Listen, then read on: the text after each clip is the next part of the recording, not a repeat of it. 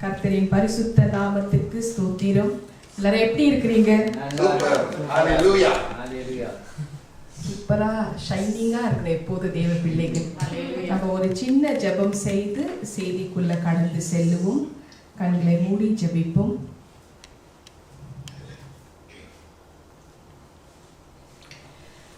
Thank you Jesus.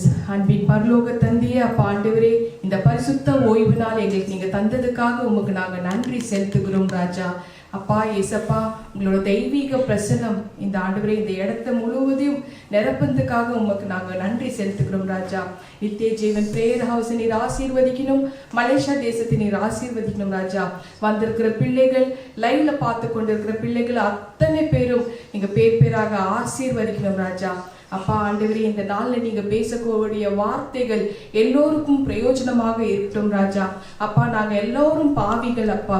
எங்களை மீட்டெடுக்கிறதுக்காக ஆண்டவரே, எங்களோட பாவங்களை மன்னிக்கிறதுக்காக, எங்களை சுத்திகரணம் பண்றதுக்காக ஆண்டவரே நீங்க இந்த உலகத்துல இறங்கி வந்தீர். அதுக்கு காரணம் நீங்க சிந்தின ரத்தம் அப்பா. அந்த புதிய உடன்படிக்கையின் ரத்தம், அது தூய்மையான ரத்தம், மாசற்ற ரத்தம், கரையில்லாத ரத்தம், கலங்கமில்லாத ரத்தம். அந்த ரத்தத்து ஆண்டவரே எங்களுக்கு நீங்க விட்டுட்டு போயிருக்கிறீங்க. இந்த ரத்தத்தை குறித்து நாங்க இன்னும் அதிகமாக தெரிந்து கொள்ள வேணும் சுவாமி. அந்த ரத்தம் எங்களுக்காக பரலோகத்துல பரிந்து பேசுகிற ரத்தமாக இருக்கு ராஜா. ஆவியானவரை, மாம்சமான எண்ணெய் கொண்டு பாவங்களை சுத்திகரிக்கும் ரத்தம் என்ற ஒரு தலைப்பில் நீங்க பேசுங்க, நீங்க இடைபெறுங்க. எங்கள் ஆண்டவராகிய இயேசு கிறிஸ்து நாமத்தினால் ஜெபிக்கிறேன் ஜீவனுள்ள நல்ல பிதாவே, ஆமென், ஆமென், ஆமென். ஸ்தோத்திரம். Hallelujah, hallelujah. Praise the Lord. கர்த்தரின் பரிசுத்த நாமத்துக்கு ஸ்தோத்திரம். எல்லாம் உட்காருங்க. நம்ம எல்லாம் இப்போ கடைசி காலகட்டத்தில் இருக்கிறோம். we are in end time. அது எல்லாருக்குமே தெரியும். இதுக்கப்புறமும் ஏசப்பா பத்தி நிறைய விஷயங்கள் சொல்ல வேண்டிய அவசியம் இல்லை. அவர் எதுக்காக வந்தாரு, எதுக்காக மரித்தாருன்றது எல்லாருக்குமே தெரிஞ்ச விஷயம். அதனால இந்த நாள்ல தேவ ஆவியானவர் தேவ பிள்ளைகள் NJPH பிள்ளைகளை பார்த்து இந்த வார்த்தையை கொண்டு என்னோடு பேசினார். இதுல சில விஷயங்கள் சத்தியமான சாட்சிகளோட டெஸ்டிமனிகளோட நான் பேச போறேன். ஆனா யாரோட பேரை குறிப்பிடக்கூடாதுன்னு தேவ ஆவியானவர் தெரியப்படுத்தி இருக்கிறாரு. ஆதார வசனம் ஹெபிரேயர்கள் நிறுவனம் ஹெப்ரூஸ் 12:24. எல்லாரும் வசனங்களை நோட் பண்ணிக்கங்க. நீங்க மறுபடியும் அதை நீங்க வாசிக்கிறதுக்குள்ள உங்களுக்கு அது கிளியரா டீட்டெயிலா தெரிய வரும். யாருக்கு ப்ரேயர் ரிக்வெஸ்ட் வேணுமோ உங்களோட ப்ரேயர் ரிக்வெஸ்ட் டெக்ஸ்ட் அல்லது வாய்ஸ் ரெக்கார்ட்ல என்னோட டெஸ்டிமனி வீடியோ இதில் டிஸ்பிளே ஆகும், நம்பரும் டிஸ்பிளே ஆகும். India number, Malaysia WhatsApp number எனக்கு அனுப்பி விடுங்க.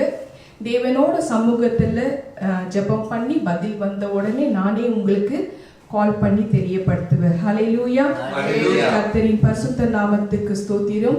ஹெபிரேயர்கள் நிறுவனம் ஹெப்ரூஸ் 12:24.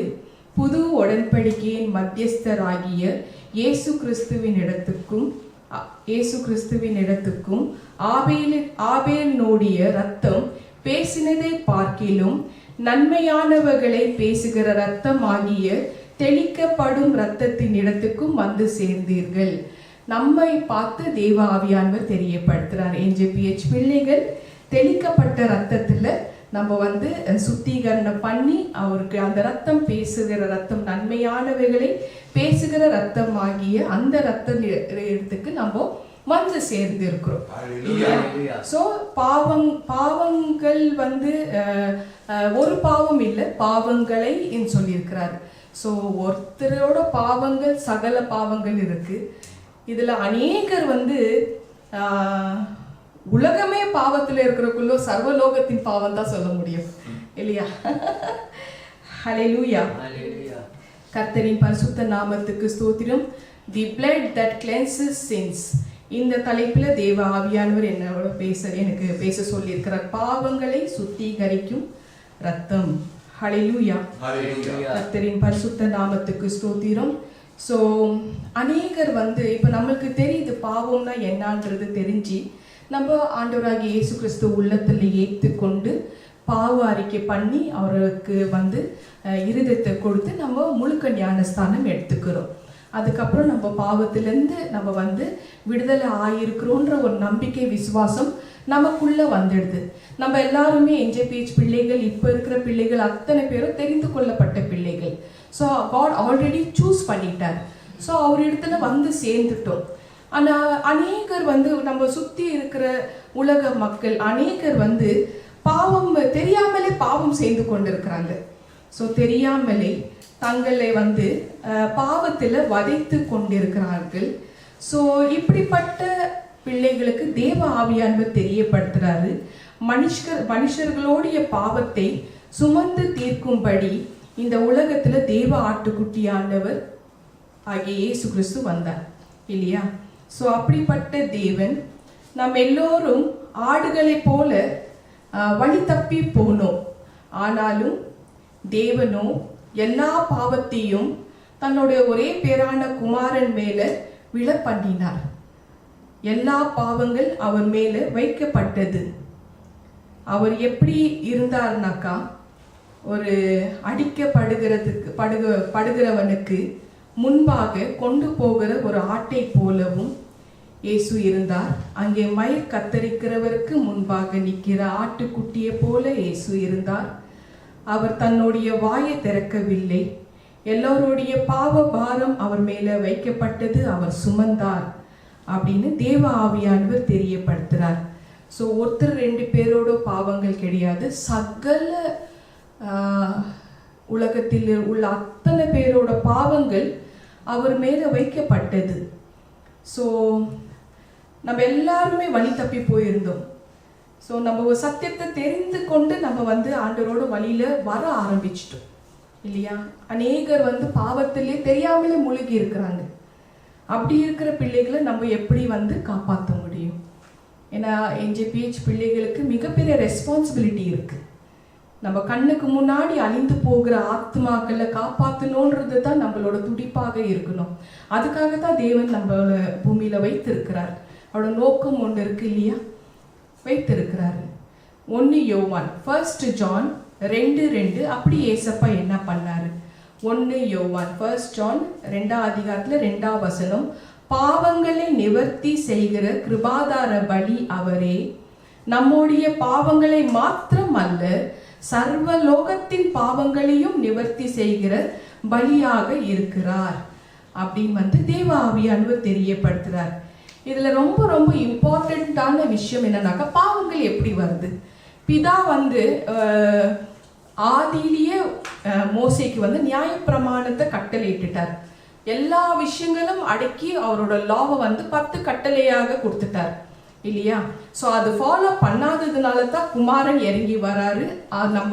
நம்ம அதை மீறுதல் பண்ணதுனால தான் பலி ஆகுறாரு இல்லையா? சர்வலோகத்தின் பாவத்தை சுமக்கிறதுக்கு நிவர்த்தி செய்கிற பலியாக அவர் இருக்கிறாரு. அப்போ அந்த யோவான் 1 யோவான் 2ஆம் அதிகாரத்துல 3ஆம் வசனத்துக்கு போங்க. அவருடைய கற்பனைகளை நாம கை கொள்ளுகிறவர்களால் கற்பனைகளை நாம் கை கொள்ளுகிறவர்களானால் அவரை அறிந்திருக்கிறோம். இப்ப நம்மளுக்கு அது தெரியுது, நம்மளுக்கு வந்து கற்பனைகள் மீறினா அது பாவங்கள்ன்றது ஏசப்பாவோட ரத்தத்துல கழுவப்பட்ட அத்தனை பிள்ளைகளுக்கும் தெரியுது. ஸோ அவரோட கற்பனைகளை நம்ம கை கொள்ளுகிறவர்கள் ஆனால் அவரை அறிந்திருக்கிறோம் என்பதை அதனால அறிவோம். 4ஆம் வசனம், அவரை அறிந்திருக்கிறேன் என்று சொல்லியும் அவருடைய கற்பனைகளை கை கொள்ளாதவன் பொய்யனாய் இருக்கிறான், அவனுக்குள் சத்தியம் இல்லை இல்லையா? ஆரம்பத்துல சொன்ன மாதிரி நிறைய சாட்சிகள், டெஸ்டிமனிஸ், ஆனா பேரை வந்து தெரியப்படுத்தக்கூடாதுன்னு தேவன் தெரியப்படுத்திருக்கிறார், தேவ ஆவியானவர். ஸோ இது வந்து என்னோட அனுபவத்துல வந்து கண்ணுக்கு முன்னாடி நடக்கிற சில விஷயங்களை நான் தெரியப்படுத்துறேன். ஒரு தாயார் அவங்க அந்தரங்க ரகசிய பாவத்துல ஈடுபட்டு இருக்கிறாங்க. ஸோ அந்த விஷயம் அருவருப்பான ஒரு விஷயம். அதோட விளைவுகள் வந்து தன்னோட பேர பிள்ளைகளுக்கு அந்த தலையில சாபமாக போகுதுன்னு தனிப்பட்ட முறையில நான் தெரியப்படுத்தின பிறகு அவங்க சொன்ன வார்த்தை என்னன்னாக்கா, ஏசப்பா தான் என்ன மன்னிச்சிடுவாரு அப்படின்னு தெரியப்படுத்திட்டு மறுபடியும் அதே பாவத்தை, அந்தரங்கம் ரகசிய பாவத்தை அவங்க பண்ண ஆரம்பிக்கிறாங்க. ஸோ அப்படி இருக்கிறக்குள்ளும் அவர் அறிந்திருக்கிறேன் என்று சொல்லியும் அவருடைய கற்பனைகளை கை கொள்ளாதவன் பொய்யனாய் இருக்கிறான், அவனுக்குள் சத்தியமே இல்லை இல்லையா? ஸோ அப்படி ஒரு விஷயம் எனக்கு ப்ராக்டிக்கலா அதை நான் பார்த்து அனுபவிச்சிருக்கிறேன். சொல்லியும் அவங்க அந்த மாதிரி காரியங்கள்ல ஈடுபட்டு இருக்கிறாங்க. 5ஆம் வசனம், அவருடைய வசனத்தை கை கொள்ளுகிறவன் இடத்தில் தேவ அன்பு மெய்யாய் பூர்ணப்பட்டிருக்கும். அவரோட வசனம், அவரோட லாவை யாரெல்லாம் கை கொள்ளுகிறாங்களோ தேவனுடைய அன்பு கொஞ்சம் நஞ்சம் இல்லாம பூரணம் பட்டி இருக்கும் என்று தேவ ஆவியானவர் தெரியப்படுத்துறார். நான் 5ஆம் வசனம் படிச்சுட்டு இருக்கிறேன். அவருடைய வசனத்தை கை கொள்ளுகிறவன் இடத்தில் தேவ அன்பு மெய்யாய் பூர்ணப்பட்டிருக்கும், நாம் அவருக்குள் இருக்கிறோம் என்பதை அதனாலே அறிந்திருக்கிறோம். ஒரு 3 வருஷமா இங்க இருக்கிற பிள்ளைகள் ஆகட்டும், நீங்க என்னோட சேர்ந்து ஜர்னி பண்ணிட்டு இருக்கிறீங்க. நான் யாருன்றது உங்களுக்கு சொல்ல வேண்டியதே இல்லை. என்னோட வார்த்தைகள், செயல்கள், குணங்கள், கேரக்டர்ஸ் எப்படிப்பட்டது அது அத்தனையும் உங்களுக்கு தெரியும், ஓரளவுக்கு தெரியும் இல்லையா? அப்படி இருக்கிறக்குள்ள வசனங்களை நான் என்ன தெரியப்படுத்துறேனோ அது என்னோட வார்த்தைனால மற்றும் அல்ல, செயல்லையும் நான் காமிக்கிறேன். அதன்படி நான் நடக்குவேன் இல்லையா? அப்படி நடக்கணும்னு தேவ ஆவியானவர் விருப்பப்படுறார். அப்படி நடக்கணும்னு விருப்பப்படுறார். 6ஆம் வசனம், அவருக்குள் நிலைத்திருக்கிறேன் என்று சொல்லுகிறவன் அவர் நடந்தபடியே தானும் நடக்க வேண்டும் சொல்றார். அவர் எப்படி நடந்தாரோ அதே மாதிரி. நம்ம ஆதியில பாவத்திலேயே இருந்தோம். ஆனா எப்போ நம்மளுக்கு இயேசுவை தெரிஞ்சிட்டு நம்ம அவரோட ரத்தத்தினால கழுவப்பட்டாச்சோ அப்பவே நம்ம டிரான்ஸ்ஃபர்மேஷன் ஆயிடணும். ஸோ சேஞ்சஸ் வரணும், மறுரூபம் ஆயிடணும். ஸோ இதுதான் தேவன் எதிர்பார்க்கிறார். அப்போ அந்த கட்டளையில அவர் கண்ணு கருத்துமாக இருக்கிறார் இல்லையா? ஸோ அதனால கட்டளைகள் ரொம்ப ரொம்ப அவசியம்னு தேவ ஆவியானவர் தெரியப்படுத்துறார். 7ஆம் வசனம் வாசிப்பா. 1 யோவான் 2:7. ஹல்லேலூயா. சகோதரரே, நான் உங்களுக்கு புதிய கற்பனையை அல்ல, ஆதி முதல் நீங்கள் பெற்றிருக்கிற பழைய கற்பனையையே எழுதியிருக்கிறேன். இந்த பழைய கற்பனை வேற எதுவுமே இல்லை. மோசேக்கு கொடுத்த அந்த நியாயப்பிரமாணம் 10 கட்டளை, அவ்வளவுதான். வெரி சிம்பிளா இருக்குல்லமா? படி. அந்த பழைய கற்பனை நீங்கள் ஆதி முதல் கேட்டிருக்கிற வசனம் தானே. ஆமென். 8ஆம் வசனம், அதனாலதான் அவர் புதிய உடன்படிக்கையின் ரத்தத்தை கொடுக்கிறார். இப்போ ஏன்னாக்கா அதெல்லாம் நம்ம ஃபாலோ பண்ணாததுனால இயேசுவை இறங்கி வரார். சரி, நானே உங்களை பரிசுத்தமாக்குறேன்னு சொல்லிட்டு புதிய உடன்படிக்கையின் ரத்தத்தை நமக்கு கொடுத்துட்டு போறார். 8ஆம் வசனம் வாசிமா. ஹல்லேலூயா. மேலும் நான் புதிய கற்பனையையும் உங்களுக்கு எழுதியிருக்கிறேன், இது அவருக்குள்ளும் உங்களுக்குள்ளும் மெய்யா இருக்கிறது. ஏனென்றால் இருள் நீங்கி போகிறது, மெய்யான ஒளி இப்பொழுது பிரகாசிக்கிறது.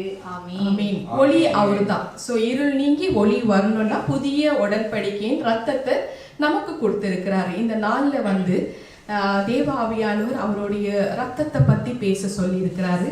கர்த்தருக்கு சித்தமான அவரோட புதிய உடன்படிக்கையின் ரத்தத்தை பத்தி இன்னைக்கு பேசியிருக்கிற சித்தமான சரீரை பத்தி வேற ஒரு மெசேஜ்ல பேசுறேன். ஹல்லேலூயா. சோ இப்படி இருக்கையில் அவர் எப்படிப்பட்ட ஒரு விஷயத்துல அவர் ரத்தத்தை சிந்தினார்னா, அவர் தூய்மையா இருக்கிறக்குள்ளும் அவரு ஒரு பாவமும் செய்யாதவர், அவர் நீதிமானாக இருக்கிறக்குள்ள தான் இந்த காரியத்தை பிதா அவர் மேல வர பண்ணினார். ஹல்லேலூயா.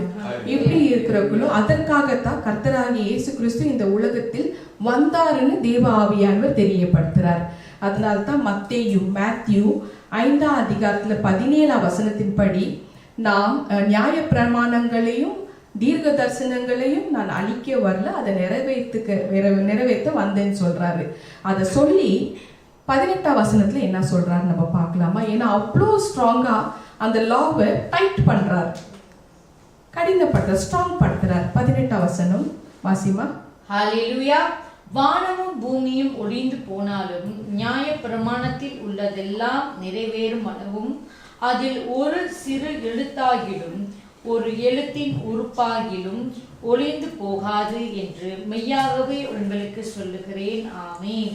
ஆமென். ஸோ ஒரு எழுத்துல கூட அவர் அதுல மிஸ் பண்ணாத இருக்கிறபடி, அதை நிறைய இருக்குல்ல கிராமர்ல.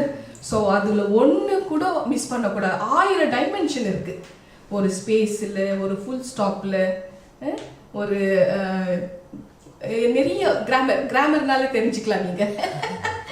ஒரு சிறு எழுத்தாகிலும் அதுல வந்து இருந்தாக்கா அது வந்து துல்லியமா அவர் கேட்கிற தேவன் இல்லையம்மா. ஸோ அப்படிப்பட்ட தேவன் அப்படியெல்லாம் சொல்லிட்டு அந்த தேவன் இந்த பாவங்கள் எல்லாம் பார்த்து, அது சர்வலோகத்தின் பாவங்களை பார்த்து அவரே இறங்கி வராரு பலியாக மாறதுக்காக, பலியாக தன்னைத்தானே ஒப்பு கொடுக்கறதுக்காக. அவர் 30 வெள்ளி காசுகளுக்கு விற்கப்பட்டார். அப்படிப்பட்ட தேவன் 30 வெள்ளி காசுகளுக்கு விற்கப்பட்டார். எதுக்காகனா இந்த உலகத்தில் உள்ள அறிவாளிகளை மீட்டெடுக்கிறதுக்காக.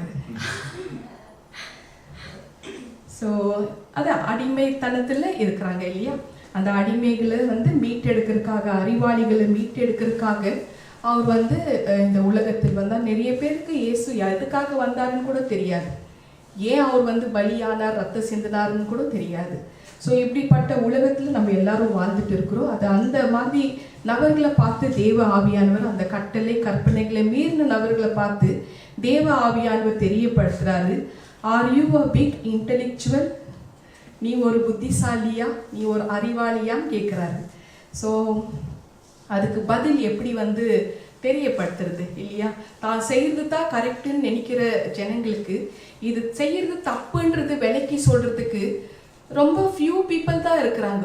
இது இல்லை, இப்படிதான் வந்து ஆண்டவர் விருப்பப்படுறாரு. இது நீங்க தெரியப்படுறது உங்களோட மனசுல இருக்கிறது தப்பான நோக்கம், நீங்க எடுக்கிற முடிவு தப்பா இருக்கு, டைரக்ஷன் தப்பா இருக்கு, இந்த அடிமைத்தனத்துல இருந்து இந்த விஷயத்துக்கு வந்துடுங்கன்னு சொல்றதுக்கு எத்தனை பேர் இருக்கிறாங்கன்றது எனக்கு தெரியாது இல்லையா. அது தேவ ஆவியானவர் தெரியப்பட்டினா தான் தெரியும். ஸோ அப்போ தேவ ஆவியானவர்கிட்ட நம்ம நெருங்குனாக்கா நம்ம வந்து சுத்திகரணம் பண்ணணும், நம்ம வந்து இருதயத்தை சுத்திகரணம் பண்ணணும். இப்போ ஆண்டவர் வந்து ஒரு ஆர்கியூமெண்ட் நடக்குது. ஜான் 8ஆம் அதிகாரத்துல 34ஆம் வசனம். யோவான் 8ஆம் அதிகாரத்துல 34ஆம் வசனம். இயேசு அவர்களுக்கு பிரதி உத்தரமாக, பாவம் செய்கிறவன் எவனும் பாவத்துக்கு அடிமையாய் இருக்கிறான் என்று மெய்யாகவே உங்களுக்கு சொல்லுகிறேன் அப்படின்னு வந்து ஏசப்பாவே தெரியப்படுத்துறாரு. ஸோ பாவம் செய்கிறவன் எல்லாருமே பாவத்துக்கு அடிமையாக இருப்பாங்க. அது பாவத்துக்கு மட்டும் அடிமையா இருக்க மாட்டாங்க, ஆண்டவருக்கும் அடிமைதான் இருப்பாங்க.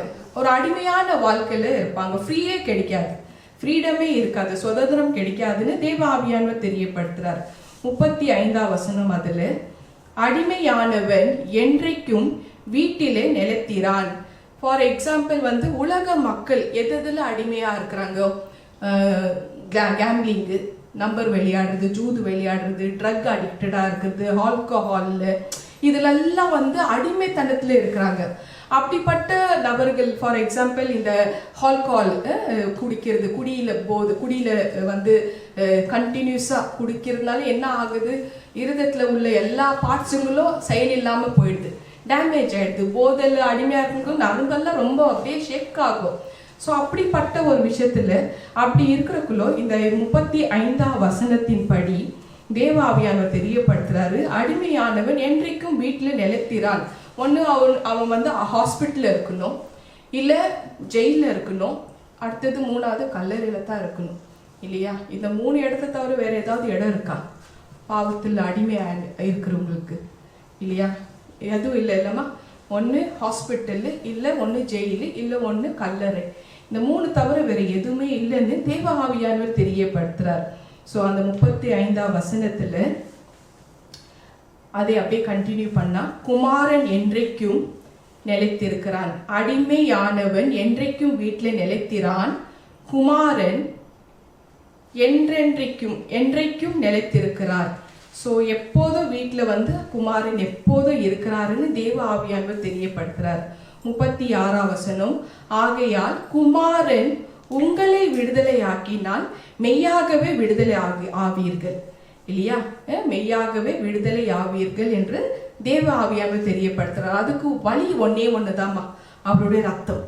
அவரோட பரிசுத்தமான அந்த ரத்தத்துல கழுவப்பட்ட பிறகு எல்லாமே புது பார்ட்ஸ், பாடி பார்ட்ஸுங்க வந்துடும், புது மனுஷன் ஆயிடுவாங்க, யங் ஆயிடுவாங்க, நல்லா பிரகாசமாக அந்த ஒளி முகத்துல இருக்கும் அப்படின்னு வந்து தேவ ஆவியானவர் தெரியப்படுத்துறார். அதனால்தான் இந்த தலைப்பு பாவங்களை சுத்திகரிக்கும் ரத்தம் அப்படின்ற ஒரு தலைப்புல தேவன் பேச வைத்துட்டு இருக்கிறார்.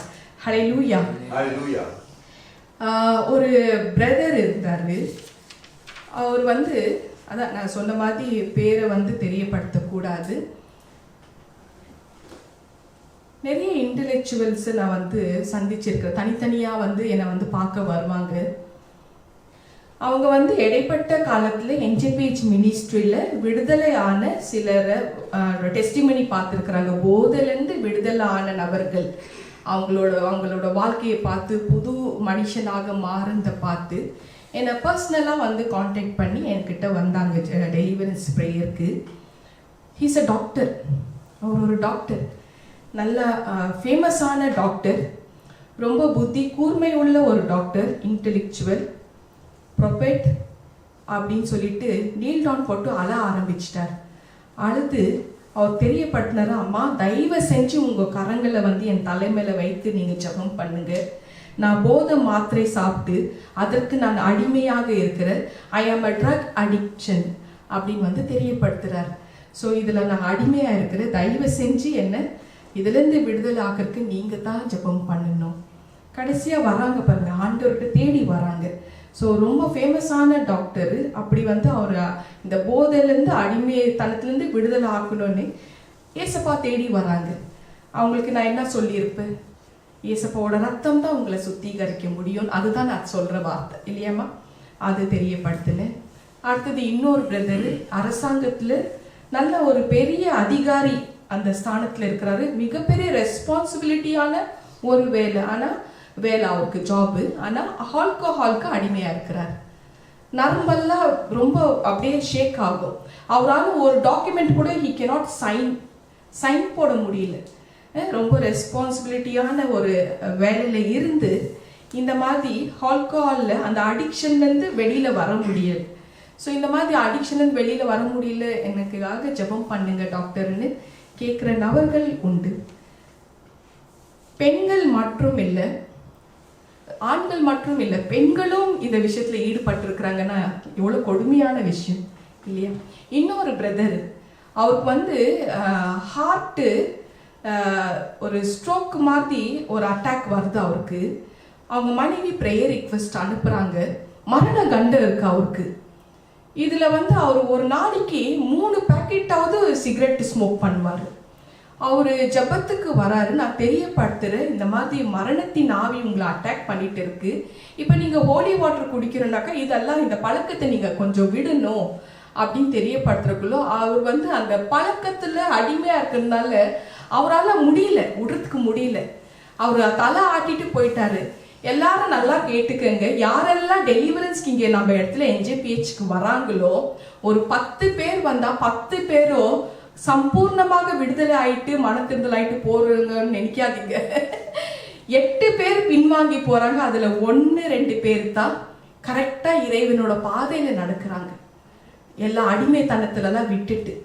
ஸோ அவரால் வந்து விடவே முடியல. அப்புறம் விட முடியலனாக்கா அது அவரோட ரத்தத்தை வந்து அக்செப்ட் பண்ணிக்க முடியல, அவர் கழுவப்படுறதுக்கு அந்த இருதயம் ஒத்துக்கல, ரிஜெக்ட் பண்ணிட்டாங்க. ஆனால் சொல்ல வேண்டியதுதான் நம்மளோட கடமை. நான் யாரோட வீட்டுக்கு போய் இப்படின்னு எல்லாம் சொல்ல மாட்டேன். யாருக்கு ப்ரேயர் ரிக்வெஸ்ட் வருதோ அவங்களோட காரியங்களை ஆண்டவர் தெரியப்படுத்துறாரு, நீங்க இதுதான் பண்ணணும், இது பண்ணக்கூடாதுன்னு சொல்றது தான் என்னோட வேலையாக இருக்கு, அதை நான் சொல்லுவேன். இதுல வந்து பெண்களும் வந்து குடியில அவ்வளோ அடிமையாக இருக்கிறாங்க. எனக்கு தெரிஞ்ச ஒரு என்ஜேபிஹெச் வாரியர்மா, நல்ல பிரியமான சகோதரி, அவங்க ஒரு சகோதரியை வந்து தெரியப்படுத்துறாங்க, உன்னோட கஷ்டங்களுக்கு ரெவரண்ட் டாக்டரை நீ கான்டாக்ட் பண்ணுங்க, உங்களோட ப்ரேயர் ரிக்வெஸ்ட்டை அனுப்பி விடுங்கன்னு தெரியப்படுத்துறாங்க. இப்போ நான் அந்த ப்ரேயர் ரிக்வெஸ்ட் எடுத்து அவங்களுக்கு ஒரு 6 மாசமா நான் ஜெபிக்க ஆரம்பிச்சேன். இப்போ இடைப்பட்ட காலத்துல அவங்களோட கணவருக்காக தான் ப்ரேயர் ரிக்வெஸ்ட் வைக்கிறாங்க. அவருக்கு தைராய்டு வந்து இந்த கழுத்துல 2 சுவாச குழா, 2 குழா இருக்கு இல்லையா, ஒன்று சுவாச குழா, இன்னொன்று உணவு. இது அந்த சுவாச குழா வந்து அதை கட் பண்ணி அந்த ப்ரீத்திங்க்கு ஒரு இது போட்டிருக்கிறாங்க, அப்போ அதை கட்டி இருக்கிறாங்க. அவர் வந்து ஒரு கார் கிராப் டிரைவர். அவர் இந்த உணவு குழால லைட்டா உணவு சாப்பிட்டுட்டு இருப்பாரு. ஆனாலும் அவர் வந்து வேலைக்கு போயிட்டு இருந்தாரு. இப்போ இந்த மந்த் எண்ட், அதாவது இந்த இயர் எண்டு 2025 இயர் எண்டில் ஹாஸ்பிட்டலைஸ்டு ஆகுறாரு, அட்மிட் ஆகுறாரு, ஐசியூல இருக்கிறாரு.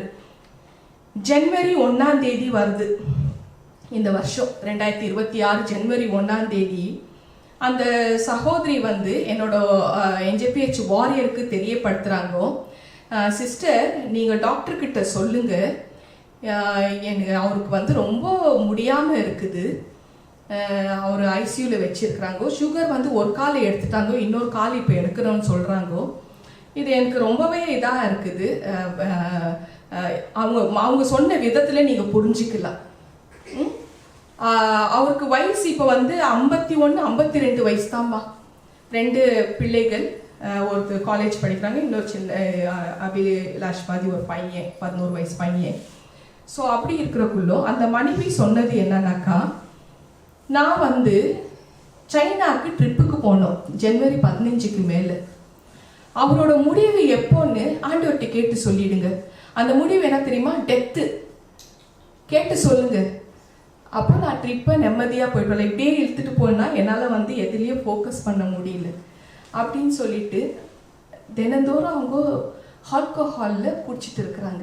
இப்போ நான் இங்கே ப்ரே பண்ணுறேன், அந்த இடத்துல தன்னோட கணவருக்காக மனைவி ஜெபம் பண்ண இல்லையம்மா, அவங்க வந்து ட்ரிங்க்ஸு குடிச்சிட்டு ப்ரே பண்ணவும் முடியாது இல்லையா? ஸோ அதோட விளைவுகள் என்னன்னாக்கா, அவர் அப்படியே தான் வச்சிருக்கிறார் காடு, அதுக்கு பதிலே கொடுக்கல. அவங்க இதுக்கு வழி என்னன்னா, அவங்க மனத்திருந்தலாய் தன்னோட கணவருக்காக ஜெபம் பண்ணணும். நிச்சயமா ஆண்டவர் ஒரு அற்புதத்தை செய்வார் இல்லையா?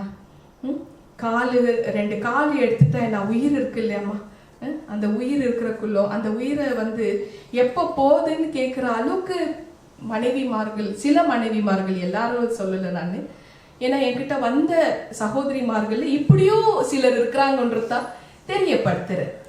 ஸோ இந்த மாதிரி அடிமைத்தனத்தில் இருக்கிறவங்கள எப்படி வந்து மீட்டெடுக்க முடியும் இல்லையா? ஒரு செத்த ஈ பரிமள தைலத்தில் விழுந்தால் எல்லாமே நாரி போகும்னு பிரசங்கி எக்லேசியட்ஸ் 10:1 சொல்லப்பட்டிருக்கு. ஸோ இப்படிப்பட்ட ஒரு விஷயம், பாவம் செய்கிறவன் பாவத்துக்கு அடிமையாக இருக்கிறான். ஸோ யாருமே இந்த மாதிரி விஷயங்களில் பண்ணுறங்கோ தான் புத்திசாலி அறிவாளின்னு நினச்சிட்டு பேசுகிறாங்க, ஆனால் அவங்க புத்திசாலி இல்லைன்னு தேவ ஆவியானவர் தெரியப்படுத்துகிறார். கண்டிப்பாக புத்திசாலியாக இருக்க வாய்ப்பே இல்லை இல்லையா? ஒரு அரசாங்கத்தில் ஒரு மிகப்பெரிய அதிகாரத்தில் இருக்கிற ஒரு பிரதர், எனக்கு ரொம்பவே நல்லா பழக்கமானவர், அவர் வந்து போன வாரம் வெள்ளிக்கிழமை கால் பண்ணி இந்த ஒரு விஷயத்த சொல்கிறார். சிஸ்டர், என்னோட சீனியர் அதிகாரி எனக்கு வந்து கால் பண்ணார், நான் இப்போ வந்து ப்ரிசனில் போயிருக்கிறேன், ஏன்னா அவங்க சன் 19 வயசு தான், அந்த பையனை வந்து போலீஸ் அரெஸ்ட் பண்ணிட்டாங்க. அந்த பாய் வந்து தன்னோட கேர்ள் ஃப்ரெண்ட்ஸோடு ஒரு ரூமில் இருந்துருக்கிறான். எல்லாருக்கிட்டேயும் 10 கிராம் கஞ்சாவை ரெட் ஹேண்டாக பிடிச்சிருக்கிறாங்க. அப்போது அந்த அதிகாரி வந்து என்னை கால் பண்ணி கூப்பிட்றக்குள்ளோ நானும் போனாக்கா வெள்ளிக்கிழமை சாயந்தரம் ஆயிடுச்சு. அந்த பையனை பார்க்குறக்குள்ளோ என்னோட வயிறெல்லாம் அப்படியே கலங்கி போச்சு, பயமும் வந்துடுச்சு எனக்கு. ஏன்னா எனக்கும் 18 வயசில் ஒரு பையன் மலேசியாவில் ரொம்ப ஃபேமஸான ஒரு யூனிவர்சிட்டியில் அவர் படிக்கிறாரு. அப்படி இருக்கிறக்குள்ளோ எப்படியோ போராடி எவ்வளோதான் பெரிய அதிகாரத்தில் இருந்தாலையோ தப்பு தானே. ஸோ அப்படி இப்படி போராடி அந்த விலங்கு போட்டு அவங்க அந்த பையனை உட்கார வச்சிருக்கிறாங்களா, பார்க்குறக்குள்ள கண் கலங்கிட்டாரா அந்த பிரதர். அதே நேரத்தில் அவங்க அப்பாவும் ரொம்ப புலம்பி அழுதுட்டு இருக்கிறாரு. சமுதாயத்தில் நல்ல ஒரு பேர் வாங்கின குடும்பம் ஒரு சின்ன ஒரு விஷயத்தில் எப்படிப்பட்ட ஒரு விஷயம் நடக்குது பாருங்க, குடும்பம் மானமே போகுது இல்லையா? ஸோ அப்படி இருக்கிறக்குள்ளோ அந்த பையனை வந்து 3 மணி ஆயிடுச்சா ரிட்டர்ன் கூப்பிட்டுட்டு வரத்துக்கு, மிட் நைட்டு ஏர்லி மார்னிங் 3 மணி கூப்பிட்டுட்டு வராங்க. திங்கக்கிழமை தான் மறுபடியும் கேஸுக்கு போக வேண்டியதாக இருக்குது. தயவு செஞ்சு என்னோட மகனுக்காக நீங்கள் ஜெபம் பண்ணுங்க. ஏன்னா 18 வயசு ஆன பிறகு அவனும் அதே யூனிவர்சிட்டியில் தான் சேரணும்னு சொல்கிறாப்புல. இதுக்கு பதில் என்ன இல்லையா? உலகத்தின் அதிபதி பிசாசானவன் இருந்தாலும் உன்னில் இருக்கிறவர் பெரியவர். அப்ப நம்மளோட பெற்றோர்கள் நம்ம எல்லாம் என்ன பண்ணோம், பிள்ளைகளுக்கு சொல்லி கொடுக்கணும். இயேசு எதுக்கு வந்தார், எதுக்காக மரித்தாரு, நம்ம எல்லாரோட இண்டிவிஜுவலோட பாவங்களை மன்னிக்கிறதுக்காக, அதை கழுவுறதுக்காக, சுத்திகரணம் பண்ணதுக்காக, மீட்டெடுக்கிறதுக்காக, நம்ம ரட்சிக்கிறதுக்காக அவர் வந்தாருன்னு இப்பத்துல இருந்து நம்ம சொல்லி கொடுக்க ஆரம்பிக்கணும். ஏன்னா அடுத்த தலைமுறைக்கு இயேசு யாருன்னு தெரியாது, அவர் எதுக்காக வந்தாருன்னு தெரியாது. ஹைப்பர் கிரேஸ்ல போயிட்டு இருப்பாங்க இல்லையாம்மா? சோ இந்த மாதிரி ஒரு விஷயம் 1 யோவான் 4:4 சொன்னது போல உன்னில் இருக்கிறவர் பெரியவர். எந்த இடத்துல எந்த யூனிவர்சிட்டியில சேர்ந்தா என்ன, நீயா இரு, நீ இயேசுக்குள்ள இரு. இயேசு பத்தி சொல்லி கொடுக்கணும், தேவ ஆவியாளர் தெரியப்படுத்துறார். அந்த இயேசு என்ன பண்ணார், தன்னோட பிதாவோட கற்பனைகளை ஃபாலோ பண்ணார். அப்ப அப்படி ஃபாலோ பண்ணாததுனால அவரோட ரத்தத்தை கொடுத்திருக்கிறார். அந்த ரத்தத்துல கழுவப்பட்டு சுத்திகரணம் பண்ணிக்கணும். மறுபடியும் அந்த சேத்துல நம்ம விழக்கூடாதுன்னு தேவ ஆவியானவர் தெரியப்படுத்துறார். ஹல்லேலூயா. நிறைய பேர் வெளி ஊர்ல இருந்து ஃப்ளைட் பிடிச்சி வருவாங்க, என்னோட மகளுக்காக ஜெபம் பண்ணுங்க, காலேஜ் யூனிவர்சிட்டி படிக்கிறாங்க, ஆனால் ட்ரக் போதையில் அடிமையாக இருக்கிறாங்க, பாய்ஸுங்களோட பெண்களோட நைட் கிளப்ல போயிட்டு வராங்க. ப்ரே பண்ணுவேன், ப்ரே பண்ணி அவங்களுக்கு கவுன்சிலிங் பண்ணி அனுப்புவேன். அதனால தான் சரித்திர மங்கை என்ற ஒரு அவார்டு எனக்கு இந்தியன் கவர்மெண்ட் கொடுத்தது.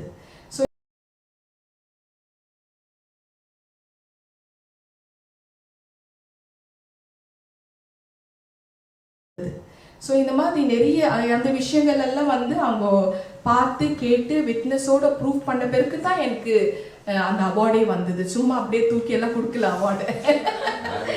ஹல்லேலூயா. ஏன்னா இது வந்து ரொம்ப சென்சிட்டிவான விஷயமா இருக்கிறதுனால பப்ளிக் பண்ண வேண்டியது அவசியம் இல்லை. தனக்கு தானே தெரிஞ்சுக்கினாக்க போதும். அவங்க மன திருந்தல் ஆகணும், அது மற்றதான் நம்மளோட ஃபோக்கஸாக இருக்கு. ஹல்லேலூயா. கெட்ட பழக்க வழக்கங்களுக்கு அடிமையா இருந்தால் நீ ஒரு புத்திசாலி அல்ல, நீ தேவனுடைய பார்வையில ஒரு அடிமையா தான் இருப்ப. அடிமை இல்லையமா? தேவனோட பார்வையில அடிமையாகத்தான் இருக்க முடியுமே தவிர நம்ம ஃப்ரீடமாக இருக்க முடியுமா? கண்டிப்பா இருக்க முடியாதுன்னு தேவ ஆவியானவர் தெரியப்படுத்துறார். ஒரு உண்மை சம்பவம், சென்னையில ஒரு ப்ரொஃபஸர் ஒரு 3000 பிள்ளைகளை வந்து நடத்துகிற கல்லூரியில் காலேஜ் இன்ஜினியர் காலேஜில் தலைமை தாங்கி கொண்டு வந்துட்டு இருக்கிறாங்க. அந்த சகோதரி வந்து என்கிட்ட இப்படியாக வந்து சொல்கிறாங்க, ஒரு குறிப்பிட்ட நகரத்தில் ஒரு யங் கேர்ள், வாலிப பெண் வந்து எங்கள் காலேஜில் எங்கள் யூனிவர்சிட்டியில் சேர்ந்தாங்க. அவங்க நம்பர் 1 ஸ்டூடெண்ட்டு, யூனிவர்சிட்டியில் நம்பர் 1 ஸ்டூடெண்ட்டு. அப்படி இருக்கிறக்குள்ளும் அவங்க மிகவும் அழகான பெண்ணாக இருந்தாங்க. அந்த ப்ரொஃபஸர் சொல்கிறாங்க இப்படி என்கிட்ட, அவங்க பார்த்தாலே அவ்வளோ சந்தோஷமாக இருக்கும். I was so thrilled to see her. அவ்வளோ அழகு, ஒரு பக்கம் எக்ஸ்ட்ராடினரியாக பியூட்டி, மிகவும் அவ்வளோ சௌந்தரியமான ஒரு பெண்ணா, இன்னொரு பக்கம் புத்திசாலியான ஒரு பெண். அப்படி இது வந்து வெரி ரேர் காம்பினேஷன். அப்படிப்பட்ட ஒரு பெண், அவளை பார்க்கறக்குள்ளோ எல்லாரும் சொல்லுவாங்களா, ஷீஸ் அன் ஏஞ்சல்ன்னுவாங்களா, தேவ தூதலை போல இருக்கிறாங்கன்னு சொல்லுவாங்களா, எல்லோரும் அந்த மாதிரி சொல்லுவாங்களா. அப்படி சொல்றக்குள்ளோ நாட்கள் கடந்தது. அந்த பெண்ணோடைய ரூம்மேட்ஸ் அவளோடு நெருங்கினார்கள். You must taste a little sin. கொஞ்சம் நீ பாவத்தை ருசித்து பார்த்தா என்ன இல்லையா, அப்படி வந்து பேச ஆரம்பிக்கிறாங்க. Little இம்மாரலிட்டி doesn't matters. கொஞ்சம் அப்படியே வெளியே போய் சுத்திட்டு வந்தா என்ன, கொஞ்சம் ட்ரக் எடுத்துட்டு பழகுனா என்ன அப்படின்னு வந்து கெட்ட பழக்க வழக்கங்களில் வந்து அவங்கள கொண்டு வராங்க. அண்ட் அவங்க பாடியும் அதுக்கு ஒத்துழைச்சி அதை எடுக்க ஆரம்பிக்கிறாங்க. நைட்டில் வெளியில் போகிறது வர்றது, அந்த போதையில் எந்த பாய்ஸோடோ அவங்க தவறான உறவில் பழகுறாங்கன்னு அந்த பெண்ணுக்கே தெரியல. அப்படி ஒரு விஷயம் நடந்து அவங்க அப்படியே 3 மாதம் பழகுறாங்க. 3 மாதத்தில் கன்சீவும் ஆகுறாங்க. கன்சீவ் ஆன கையோடும் யூனிவர்சிட்டியில் காலேஜ் லீவ் வருது, வீட்டுக்கு ஊருக்கு வராங்க. ஊருக்கு வந்தக்குள்ளும் அப்போ வீட்டில் வந்து எதுவுமே இல்லை, ட்ரக் எல்லாம் இல்லை, பாய் ஃப்ரெண்ட்ஸு யாரும் இல்லை, யார் கூட பழகுனன்றது அறிவே இல்லாம போயிடுச்சு. ஏன்னா போதை நரம்பெல்லாம் மறுத்து போயிருக்கு இல்லையா. ஸோ அந்த மாதிரி அப்போதான் அந்த பெண்ணுக்கு போக போகத்தான் உணர்ந்தாலாம், ரியலைஸ் ஆகுதா அந்த பெண்ணுக்கு தான் பாவத்தில் முழுமையாக அடிமையாகிவிட்டேன்னு சொல்லிட்டு போய் ரூமை லாக் பண்ணிக்கிறாங்க. ரூமை லாக் பண்ணி தன்னுடைய சரீரம் முழுவதையும் மண்ணெண்ணெய் கெரோசினை ஊற்றி கொண்டால். அவங்க ஃபயர் தன்னுடைய சரீரத்தில் நெருப்பை வைத்து கொண்டால். நெருப்பை பற்ற வச்சுக்கிறாங்க. ஹோல் பாடி பர்ன் ஆகுது. யாருமே அந்த பெண்ணை ஹெல்ப் பண்ண முடியல, என்ன லாக் பண்ணியிருக்கிறாங்க.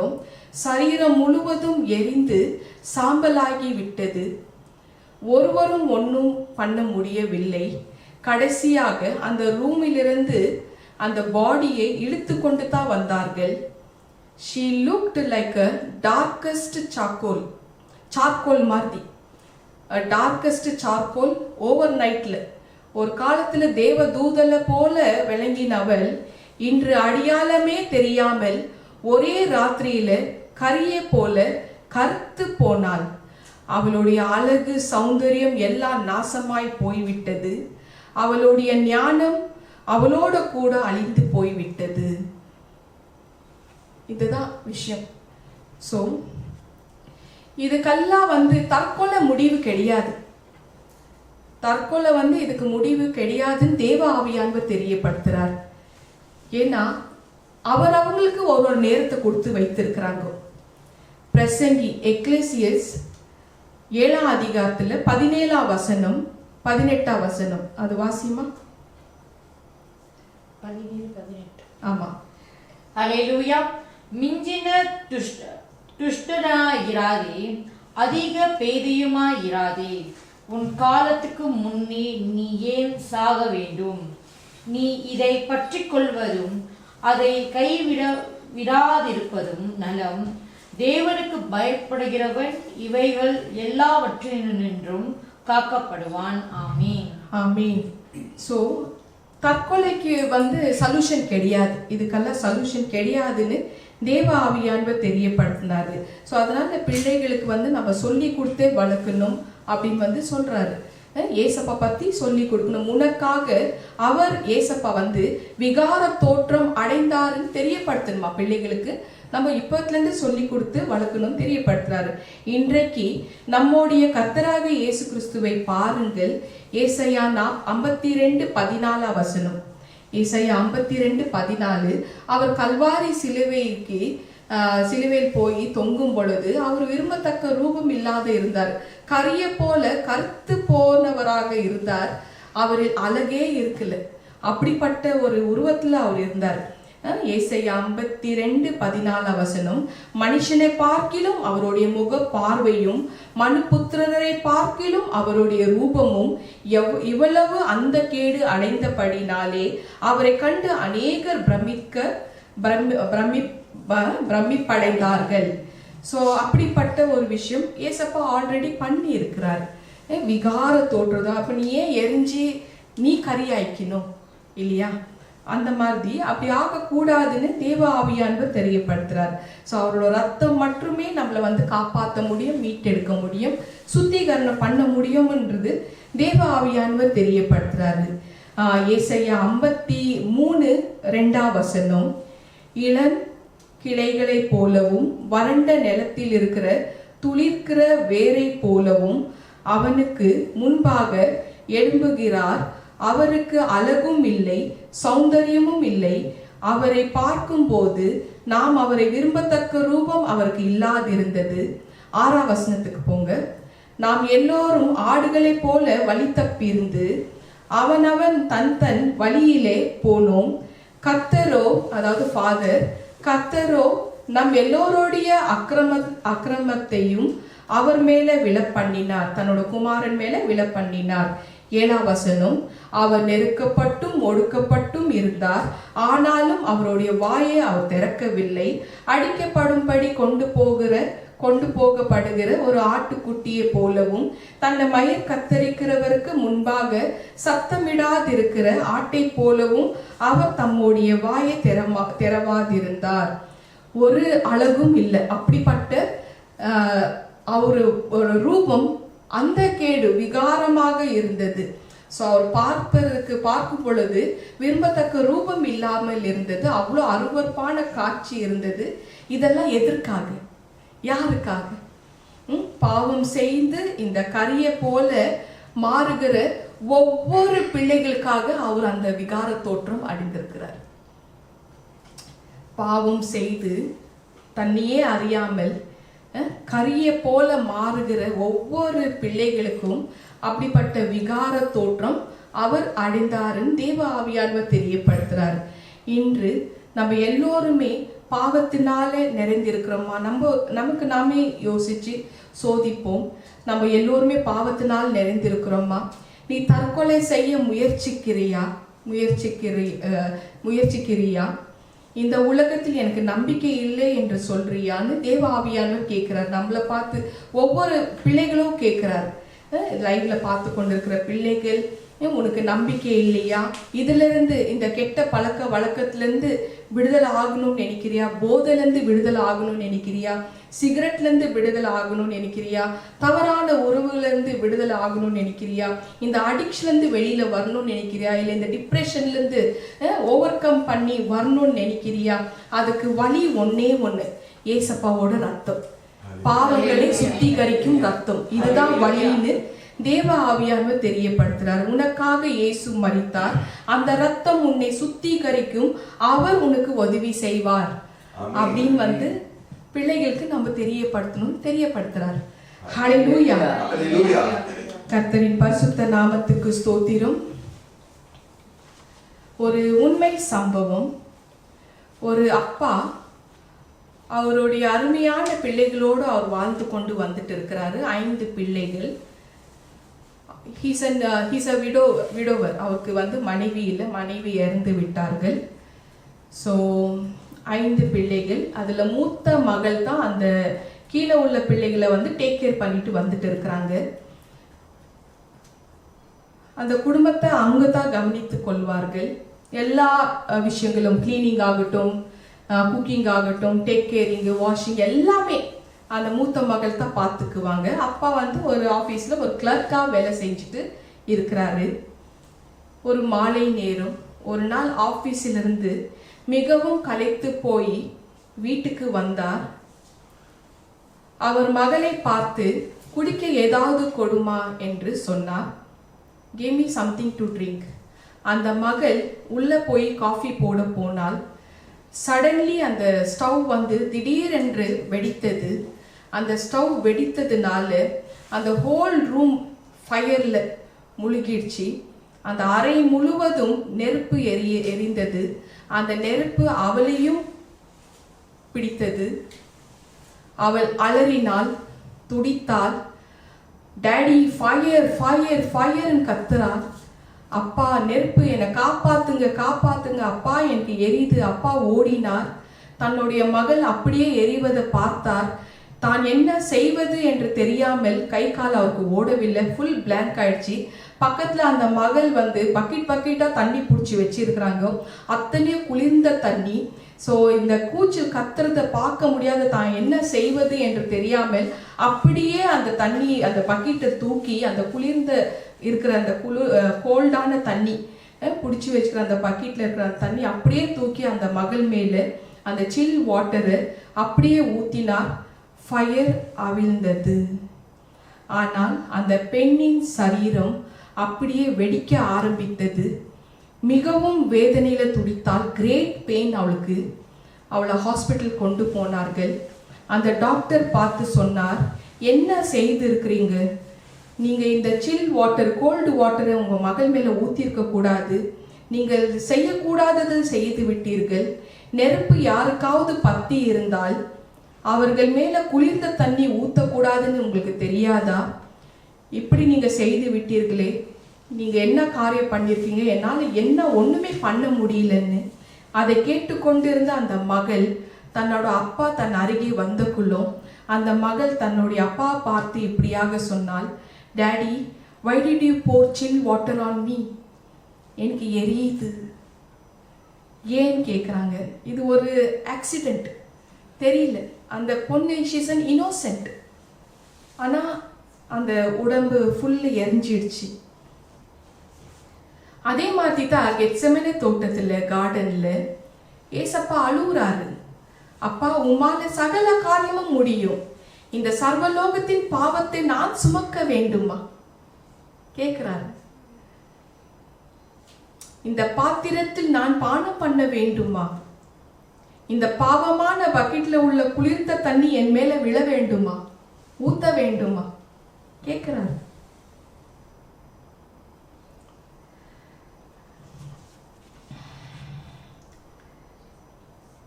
ஒன்பதாம் மணி நேரத்தில் அந்த தேவன், அந்த ஏசப்பா இப்படியாக கதறுகிறார். மத்தேயு 27:46 படி 9ஆம் மணி நேரத்தில் இயேசு ஏலி ஏலி லாமா சபக்தானி என்று மிகுந்த சத்தமிட்டு கூப்பிட்டார். அதற்கு என் தேவனே ஏன் என்னை கைவிட்டீர் என்று அர்த்தமாம். ஸோ இந்த மகள் துடித்தாள், daddy, why did you pour chill water on me? ஏன் இந்த தண்ணீரை என் மேலே ஊற்றினீங்க? அது எனக்கு எரிகிறது, எனக்கு எரிச்சலாக இருக்கு, என்னால் தாங்க முடியலன்னு சொல்லி அப்படியே கண்களை மூடி அந்த மகள் உயிர் விட்டாள். இது ஒரு ஆக்சிடென்ட். ஆனால் நம்ம ஏசப்பாக்கு தெரிந்தே இந்த காரியத்தை பிதா சர்வலோகத்தின் பாவத்தை வைக்கிறார். And he was innocent. அந்த பெண் போல ஒரு பாவமும் செய்யாத பெண் இல்லையா?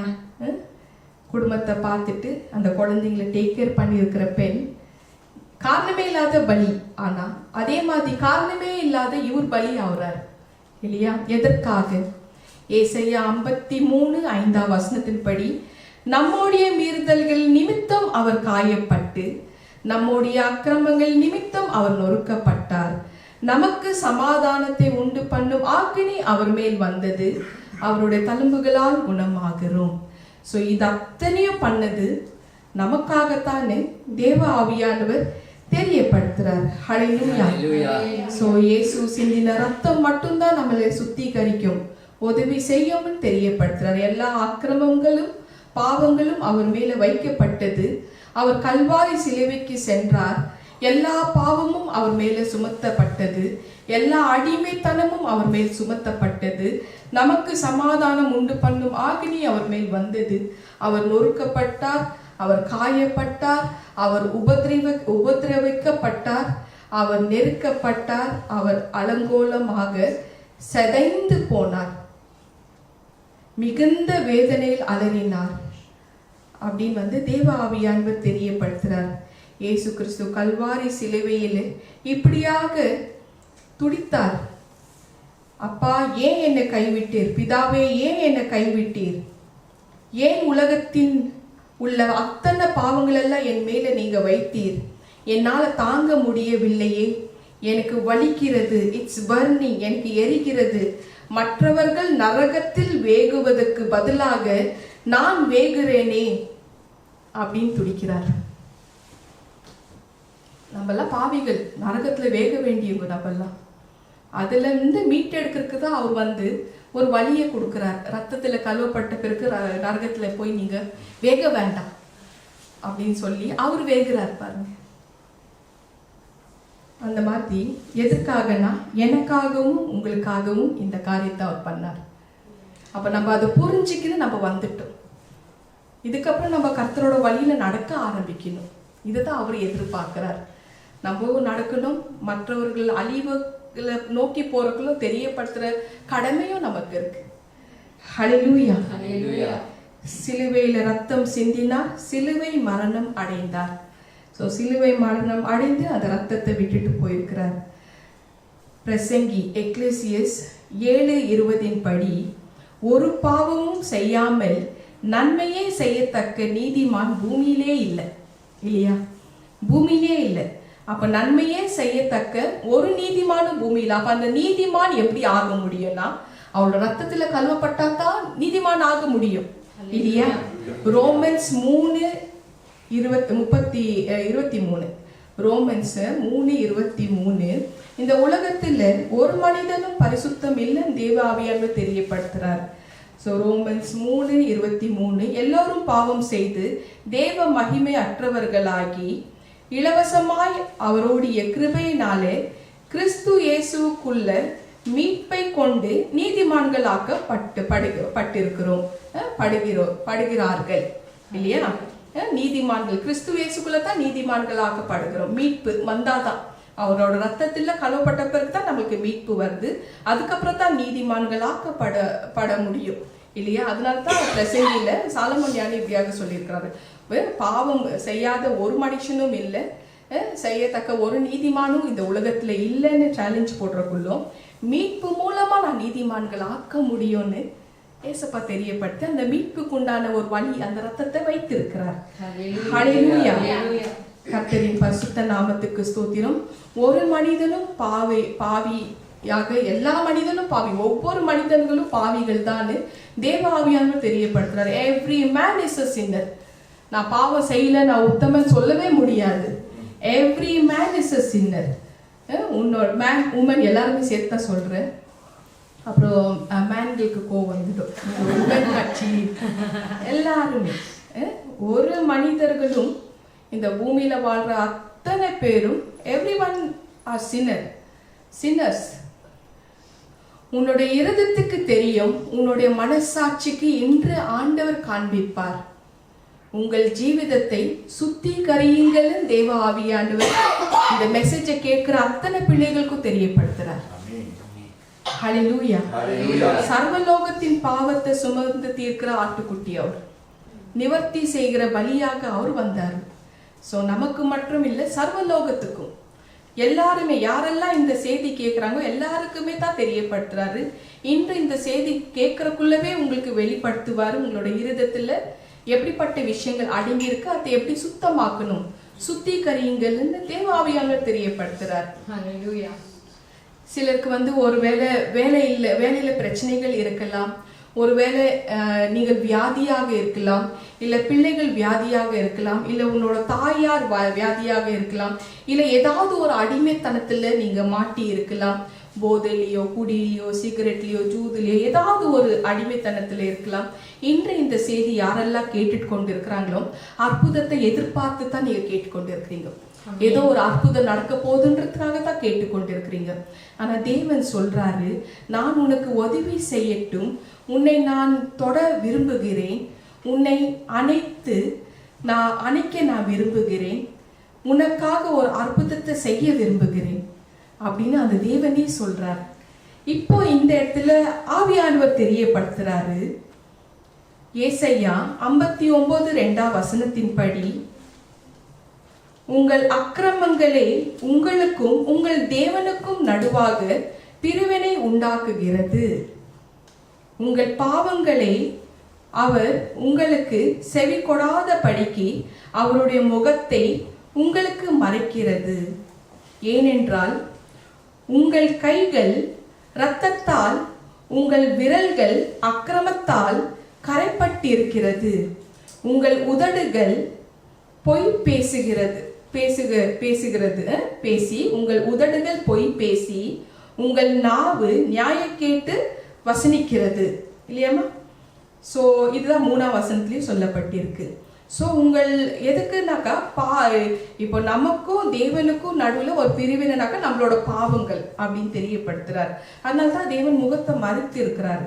ஸோ நம்மளோட கைகள் ரத்தத்தால, உங்கள் விரல்கள் அக்கிரமத்தால கரைப்பட்டு இருக்கிறது, உதடுகள் பொய் பேசுகிறது, உங்கள் நாவு வசனத்துக்கு விரோதமாக நடக்கிறது.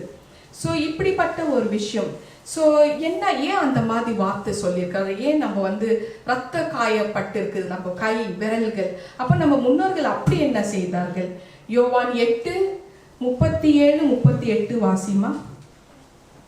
ஜான் 8ஆம் அதிகாரத்துல 37-38. ஹல்லேலூயா.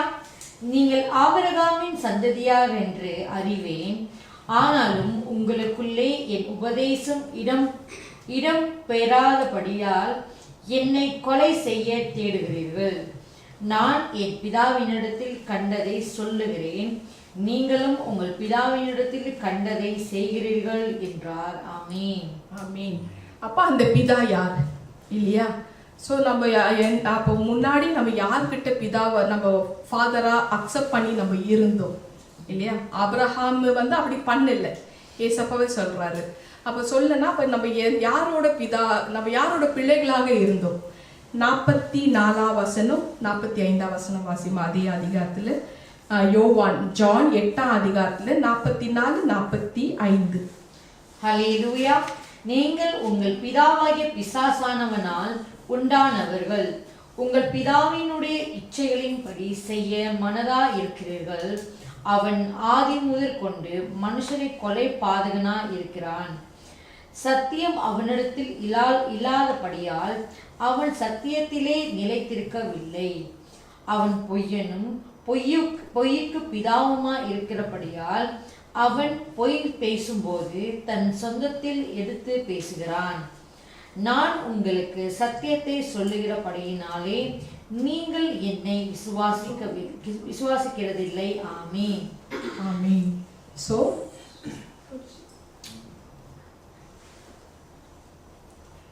பொய்க்கு தகப்பன் பிசாசு இப்படி இருக்கிறக்குள்ள அதோட வழியில தான் நம்ம வந்திருக்கிறோம். ஆனாலும் தேவ ஆவியானவர் தெரியப்படுத்துறாரு, உன் பாவங்கள், நீ செய்த பாவங்கள், உன் அக்கிரமங்கள் உனக்கும் எனக்கு நடுவில் இருக்கிறது.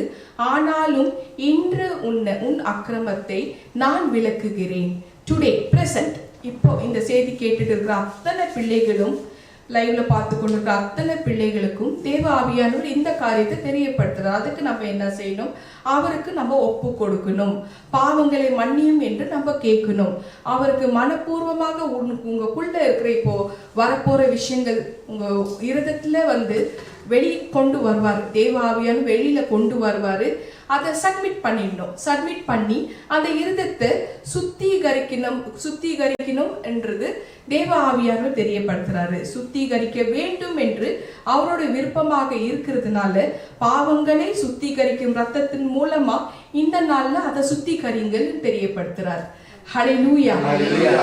நம்ம எல்லாருமே மனசார நம்ம தேவன்கிட்ட, ஆண்டவரே என் இருதயத்துல பாவ பாரம் இருக்கிறது, என் பாவம் உங்களுக்கும் எனக்கு நடுவில் இருக்க நான் விரும்பவில்லை, என்னை இந்த வேலையில நீங்க சுத்திகரிங்க, நீங்க கழுவுங்க. அவர் அந்த மாதிரி சொல்றக்குள்ள அவர் அதை செய்வாராம். அதை செய்வார், இம்மிடியட்டா செய்வாரா. எல்லாருடைய தேவைகள் அவர் அறிந்திருக்கிறார். தேவன் சொல்லுகிறார், நீ என்னை ஏற்றுக்கொள்ளுவாய், ஆனால் நான் உன்னை ஆசீர்வதிப்பேன். இன்று டுடே இந்த பிரசன்ட், இப்போ இந்த டைம்ல எல்லோரும் நம்மளுடைய பாவ பாரத்தை நித்தியமாக நம்ம தீர்த்து விடுவோம். அந்த நித்தியமாக நம்ம பாவ பாரத்தை அவர்கிட்ட கொடுப்போம். இருதத்தை சுத்திகரிக்குவோம். வெக்கமே படக்கூடாதுன்னு தேவ ஆவியானவர் தெரியப்படுத்துறார். நான் பாவி, நான் ஒரு பாவியான ஒரு பெண், நான் ஒரு பாவியான ஒரு ஆண், நான் பாவியான ஒரு வாலிபன், நான் பாவியான ஒரு வாலிப பெண் அப்படின்னு சொல்லி நாம் நம்மளோட வாழ்க்கையில தேவனுக்கு முன்பதாக நான் ரகசிய பாவங்களை மறைத்து விட்டு இருக்கிறேன், செய்து கொண்டு வந்துட்டு இருக்கிறேன், யாருக்கும் தெரியாதுன்னு. ஆனா தேவன் பார்த்து கொண்டிருக்கிறாரு. தேவனுக்கு முன்பதாக நம்ம சுத்தமாக்குவோம். 1-on-1 காடுக்கு முன்பதாக நம்ம சுத்தமாக்குவோம். நமக்காக இருளாக மாறின அந்த கேடு அடைந்த அந்த ஆண்டவராகிய இயேசு கிறிஸ்துவை உள்ளத்துல வர வைப்போம். அவர் ஜீவ பலியாக நம்மளோட உள்ளத்துல பிரகாசிப்பார். அதனால்தான் அவர் பலியா இருந்தார், அதனால்தான் அவர் ரத்த சிந்தினார். நம்மளோட உள்ளத்துல பிரகாசிக்கும் பொழுது ஆட்டோமேட்டிக்லி நம்மளோட உள்ளத்துல முகத்துல பிரகாசம் வந்துடும். ஹல்லேலூயா. எல்லாரும் ஒரு நொடி கண்களை மூடுங்க. நாம் இந்த வேளையில கவனமாக இருப்போம். பரிசுத்த ஆவியானவர் நமக்காக அற்புதங்களை செய்ய நாம் விடுவோம். இனி நேரம் கொஞ்சம்தான் இருக்கு. நம்ம எண்ட் டைம், கடைசி நேரத்துல நம்ம இருக்கிறோம். இந்த நேரத்தை நம்ம பயன்படுத்தி கொள்ளுவோம். இன்று உங்களோட இருதயத்தில் என்ன உணரப்படுகிறாயோ அதை நீ சோதித்து பார்.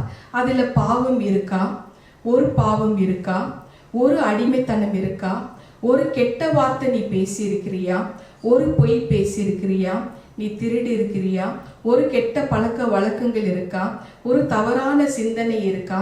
ஒரு தப்பு செஞ்சிருக்கிறியா? ஒரு கெட்ட இச்சையில நீ விழுந்து இருக்கிறியா? ஓரின சேர்க்கையில இருக்கிறியா? போதனை அடிமையா இருக்கிறியா? சிகரெட் நீ ஸ்மோக் பண்றியா? ஜூது விளையாடுறியா?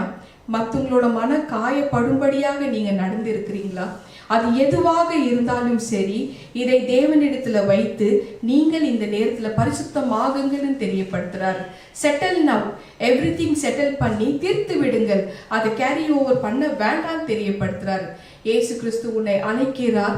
இயேசு கிறிஸ்து உன்னை அழைத்து உன் வாழ்க்கையை சுத்தமாக்க இப்பொழுது அவர் விரும்புகிறார். தேவ சமாதானம் உன்னை நிரப்பும்.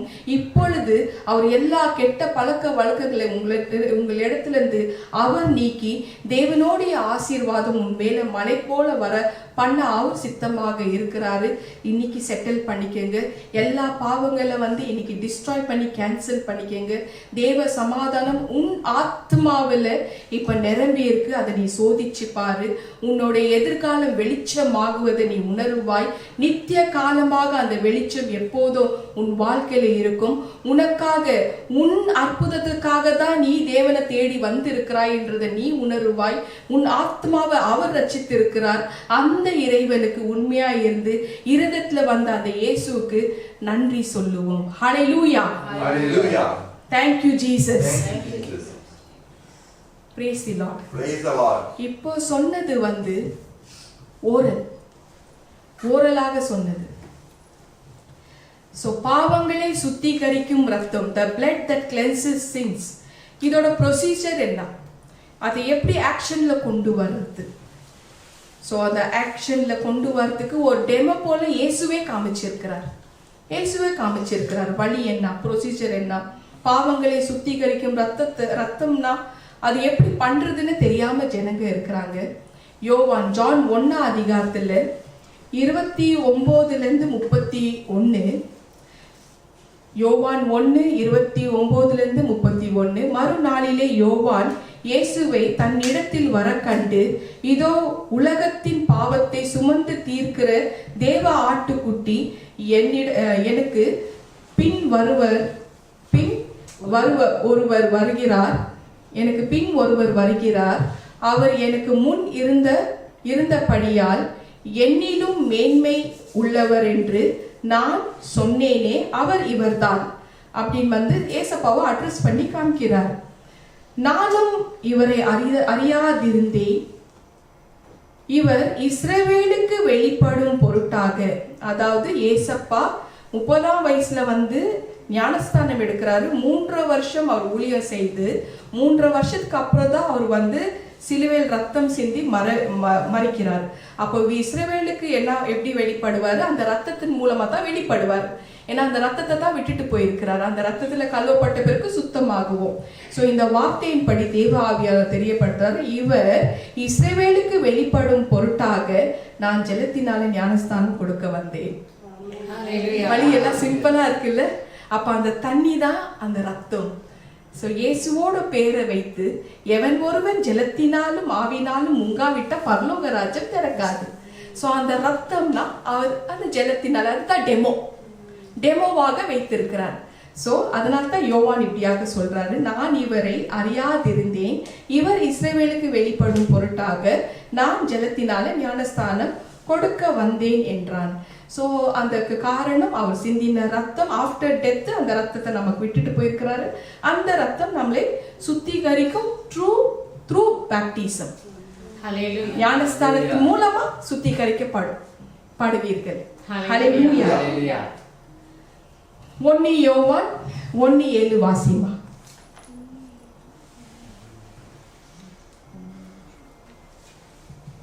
ஹல்லேலூயா. அவர் ஒளியில் இருக்கிறது போல நாமும் ஒளியிலே நடந்தால் ஒருவரோடொருவர் ஐக்கியப்பட்டிருப்போம். அவருடைய குமாரனாகிய இயேசு கிறிஸ்துவின் ரத்தம் சகல பாவங்களையும் நீக்கி நம்மை சுத்திகரிக்கும். ஆமென். 1-2 பாவம் இல்ல, சகல பாவங்களை நீக்கி நம்மை சுத்திகரிக்கும். அது எப்படி சுத்திகரிக்கும்னா 1 பீட்டர் 2 அதிகாரத்துல 24-25 வசனம். 1 பேதுரு 2:24-25, நாம் பாவங்களுக்கு செத்து நீதிக்கு பிழைத்திருக்கும் படிக்கு அவர் தாமே தமது சரீரத்திலே நம்முடைய பாவங்களை சிலுவையில் மேல் சுமந்தார், அவருடைய தழும்புகளால் குணமானீர்கள் அப்படின்னு தெரியப்படுத்துறாரு. இப்போ ஆஃப்டர் பேப்டிசம் எடுத்த பிறகு when we take baptism, நம்ம பேப்டிசம் எடுத்த உடனே நம்ம எப்படி மாறுகிறோம், எப்படி நம்ம மாற போறோம், மாறுது எப்படின்னாக்கா நீங்க பார்த்துட்டு இருக்கிறதோ இப்போ நம்ம இடத்துல ஆஸ் அ ரெவரண்ட் டாக்டரா நிறைய பிள்ளைகளுக்கு 100க்கு மேல நான் ஞானஸ்தானம் கொடுத்துருக்கிறேன். எல்லாரும் வெவ்வேறு திசையில எந்தெந்தோ இடத்துல இருந்து பார்த்துட்டு இருக்கிறீங்க. நீங்க உங்களுக்கு கொடுத்திருக்கிற போதகர் மூலமா நீங்க எந்த இடத்துல ஞானஸ்தானம் எடுத்திருக்கிறீங்களோ அத்தனை பேரும் இந்த ரத்தத்தினால கழுவப்பட்டிருக்கிறீங்க. அந்த லாவை ஃபாலோ பண்ணணும், அவ்வளவுதான், வேற ஒன்னே இல்லை. ஸோ அவர் நமக்காகத்தான் மரித்திருக்கிறாருன்றதை நம்ம புரிஞ்சுன்னு அவரோட லாவை நம்ம ஃபாலோ பண்ணி நடந்தா மட்டும்தான் கடைசி வரைக்கும் நம்ம வின் பண்ணி ஜெயிக்க முடியும். ஹல்லேலூயா. ஒரு தடவை கழுவிட்டு அதுக்கப்புறம் மறுபடியும் அந்த சேத்துல விழுந்தாக்கா அது கன்சிடரே பண்ண மாட்டாங்க இல்லையா? ஸோ அந்த மாதிரி இப்போ நம்ம எப்போ எல்லாருமே யாரெல்லாம் அவரோட ரத்தத்தில் கழுவப்பட்ட பிறகு நம்ம எப்படி மாறுகிறோம்? இல்லை என்கிட்ட ஒன்று என்கிட்ட ஞானஸ்தானம் எடுத்திருக்கலாம், இல்லை வேற ஒருத்தர்கிட்ட எடுத்திருக்கலாம். நீங்கள் எல்லாரும் எப்படி மாறுனீங்கன்னாக்கா 25ஆம் வசனம், சிதறுண்ட ஆடுகளை போல் இருந்தீர்கள், இப்பொழுதோ உங்கள் ஆத்மாக்களுக்கு மெய்ப்பரும் கண்காணியரும் மாணவரிடத்தில் திருப்பப்பட்டிருக்கிறீர்கள். ஸோ ஒரு மெய்ப்பனுக்கு ஒரு கண்காணிப்பருக்கு நம்ம திருப்பப்பட்டிருக்கோம். we are under them இல்லையா? ஒரு மெய்ப்பர் யாரு? ஏசப்பா. கண்காணிக்கிறவர் யாரு? பிதா. he is watching 24 hours, தூங்காம வாட்ச் பண்ணிட்டு இருக்கிறார். தெரியல அது உங்களுக்கு எல்லாருக்குமே இல்லையா? சோ மெய்ப்பரும் கண்காணிக்கிற நபருக்கு நம்ம அவங்களோட பாதுகாப்புல நம்ம இருக்கிறோம். இதுதான் இந்த வசனத்துல குறிக்கிறதுன்னு தேவ ஆவியானவர் தெரியப்படுத்தினார். அப்போ இண்டிவிஜுவலா அவங்க சோல காப்பாத்திக்கணும். ஹல்லேலூயா. சோ இந்த ரத்தம் எப்படிப்பட்ட ரத்தம்? அப்போ அந்த ரத்தத்துல கழுவப்பட்ட பிறகு அந்த ரத்தம் எப்படிப்பட்ட ரத்தம்? ஒரு தடவை அது ஞானஸ்தானம் நம்ம ஜலத்திலும் ஆவியிலும் முங்கி ஞானஸ்தானம் எடுத்துக்கிறோம். நம்ம பாவங்கள் சுத்திகரிக்கப்படுது, ஏசப்பாவோட ரத்தத்துல கழுவப்படுகிறோம், மீட்பு வந்துடுது, ரட்சிப்பது. அப்ப அந்த ரத்தத்தோட வேல்யூ என்ன? அந்த ரத்தம் ஆஃப்டர் தட் அதுக்கப்புறம் என்னென்னலாம் காரியங்கள் பண்றது தான் இங்க ஹைலைட். ஹெப்ரேயர்கள் நிறுவனம் ஹெப்ரூஸ் 9ஆம் அதிகாரத்துல 12-15 வசனம், 12th verse, இளங்காலை இவைகளுடைய இரத்தத்தினாலே அல்ல, தம்முடைய சொந்த இரத்தத்தினாலும் ஒரே தரம் மகா பரிசுத்த ஸ்தலத்திலே பிரவேசித்து நித்திய மீட்பை உண்டு பண்ணினார். அது எப்படி எனினில் 13ஆம் வசனம், காளை வெள்ளாட்டு கடா இவைகளின் இரத்தமும் தீட்டுப்பட்டவர்கள் மேலே தெளிக்கப்பட்டு கடாரியின் சாம்பலும் சரீர சுத்தி உண்டாகும்படி பரிசுத்தம் படுத்துமானால். 14ஆம் வசனம், நித்திய ஆவினாலே தம்மை தாமே பழுதற்ற பலியாக தேவனுக்கு ஒப்பு கொடுத்த கிறிஸ்துவினுடைய ரத்தம் ஜீவனுள்ள தேவனுக்கு ஊழியம் செய்கிறதுக்கு உங்கள் மனசாட்சியை செத்த கிரியைகளால் சுத்திகரிப்பது எவ்வளவு நிச்சயம் அப்படின்னு தெரியப்படுத்துறார். ஆகையால் முதலாம் உடன்படிக்கையின் காலத்திலே நடந்த அக்கிரமங்களை நிவர்த்தி செய்யும் பொருட்டு அவர் மரணம் அடைந்தார். புரியுதா? ஃபர்ஸ்ட் கற்பனை 10 கட்டளை மீறாததுனால தான் அவர் மரணம் அடைந்தார். இப்ப புது உடன்படிக்கை கொடுத்திருக்கிறார், அது அவரோட ரத்தம். ஸோ 15ஆம் வசனம், ஆகையால் முதலாம் உடன்படிக்கையின் காலத்திலே நடந்த அக்கிரமங்களை நிவர்த்தி செய்யும் பொருட்டு அவர் மரணம் அடைந்து அழைக்கப்பட்டவர்கள் வாக்குத்தத்தம் பண்ணப்பட்ட நித்திய சுதந்திரத்தை அடைந்து கொள்ளுவதற்காக புது உடன்படிக்கையின் மத்தியஸ்தராய் இருக்கிறார். புது உடன்படிக்கை நம்ம சொல்றோம் இல்லையா? ஒவ்வொரு மெசேஜ்லேயும் இந்த ஏசப்பா என்ன சொல்லியிருக்கிறாரு, அந்த ராத்திரி போஜனம் அவரை காட்டி கொடுக்குறோம். அந்த ராத்திரி 1 கொரிந்தியர் 11:25 போஜனம் பண்ணின பின்பு அவர் அந்தபடியே பாத்திரத்தையும் எடுத்து, அந்த பாத்திரம் இந்த பாத்திரம் என் இரத்தத்தினாலாகிய புதிய உடன்படிக்கையாகி இருக்கிற புதிய உடன்படிக்கையாய் இருக்கிறது. நீங்கள் இதை பானம் பண்ணும் போதெல்லாம் என்னை நினைவு கூறும்படி இதை செய்யுங்கள் அப்படின்னு தெரியப்படுத்துறாரு. இதுதான் மத்தியஸ்தராக இருந்து அவர் பண்ணியிருக்கிறார். ஸோ புது உடன்படிக்கையின் மத்தியஸ்தராக இருக்கிறார். ஸோ நம்மளுக்கு நித்திய சுதந்திரத்தை கொடுக்கறதுக்காக, நம்ம அடிமை கிடையாது, பாவத்துக்கும் அடிமை இல்லை, நம்ம பிதாவுக்கும் நம்ம அடிமை கிடையாது. ஏன்னா பாவம் செய்கிற ஒவ்வொரு மனிதனும் பிதாவுக்கு தேவனுக்கு அடிமையாக இருக்கிறோன்னு தேவ ஆவியானவர் தெரியப்படுத்துறார். ஹல்லேலூயா. கர்த்தரின் பரிசுத்த நாமத்துக்கு ஸ்தோத்திரம். தேவனுக்கு நம்ம அடிமையாக இருக்கிறோம். ஏன்னா பாவம் செய்கிற அத்தனை பேரும் தேவனோட பார்வையில அடிமைகள் தானா. இப்படிப்பட்ட ஒரு அடிமையான வாழ்க்கை நம்ம வாழக்கூடாதுன்னு தேவ ஆவியானவர் தெரியப்படுத்துறார். ஹல்லேலூயா. கர்த்தரின் பரிசுத்த நாமத்துக்கு ஸ்தோத்திரம். ஸோ இந்த மாதிரி ஒரு விஷயத்த தேவ ஆவியானவர் தெரியப்படுத்தினாரு. ஸோ அந்த ரத்தம் நமக்காக அவர் விட்டுட்டு போயிருக்கிறாரு. ஸோ ஆஃப்டர் நம்ம பேப்டிசம் எடுத்த பிறகு நம்ம பாவம் செய்யக்கூடாதுன்னு தெரியப்படுத்துறார். ஹல்லேலூயா.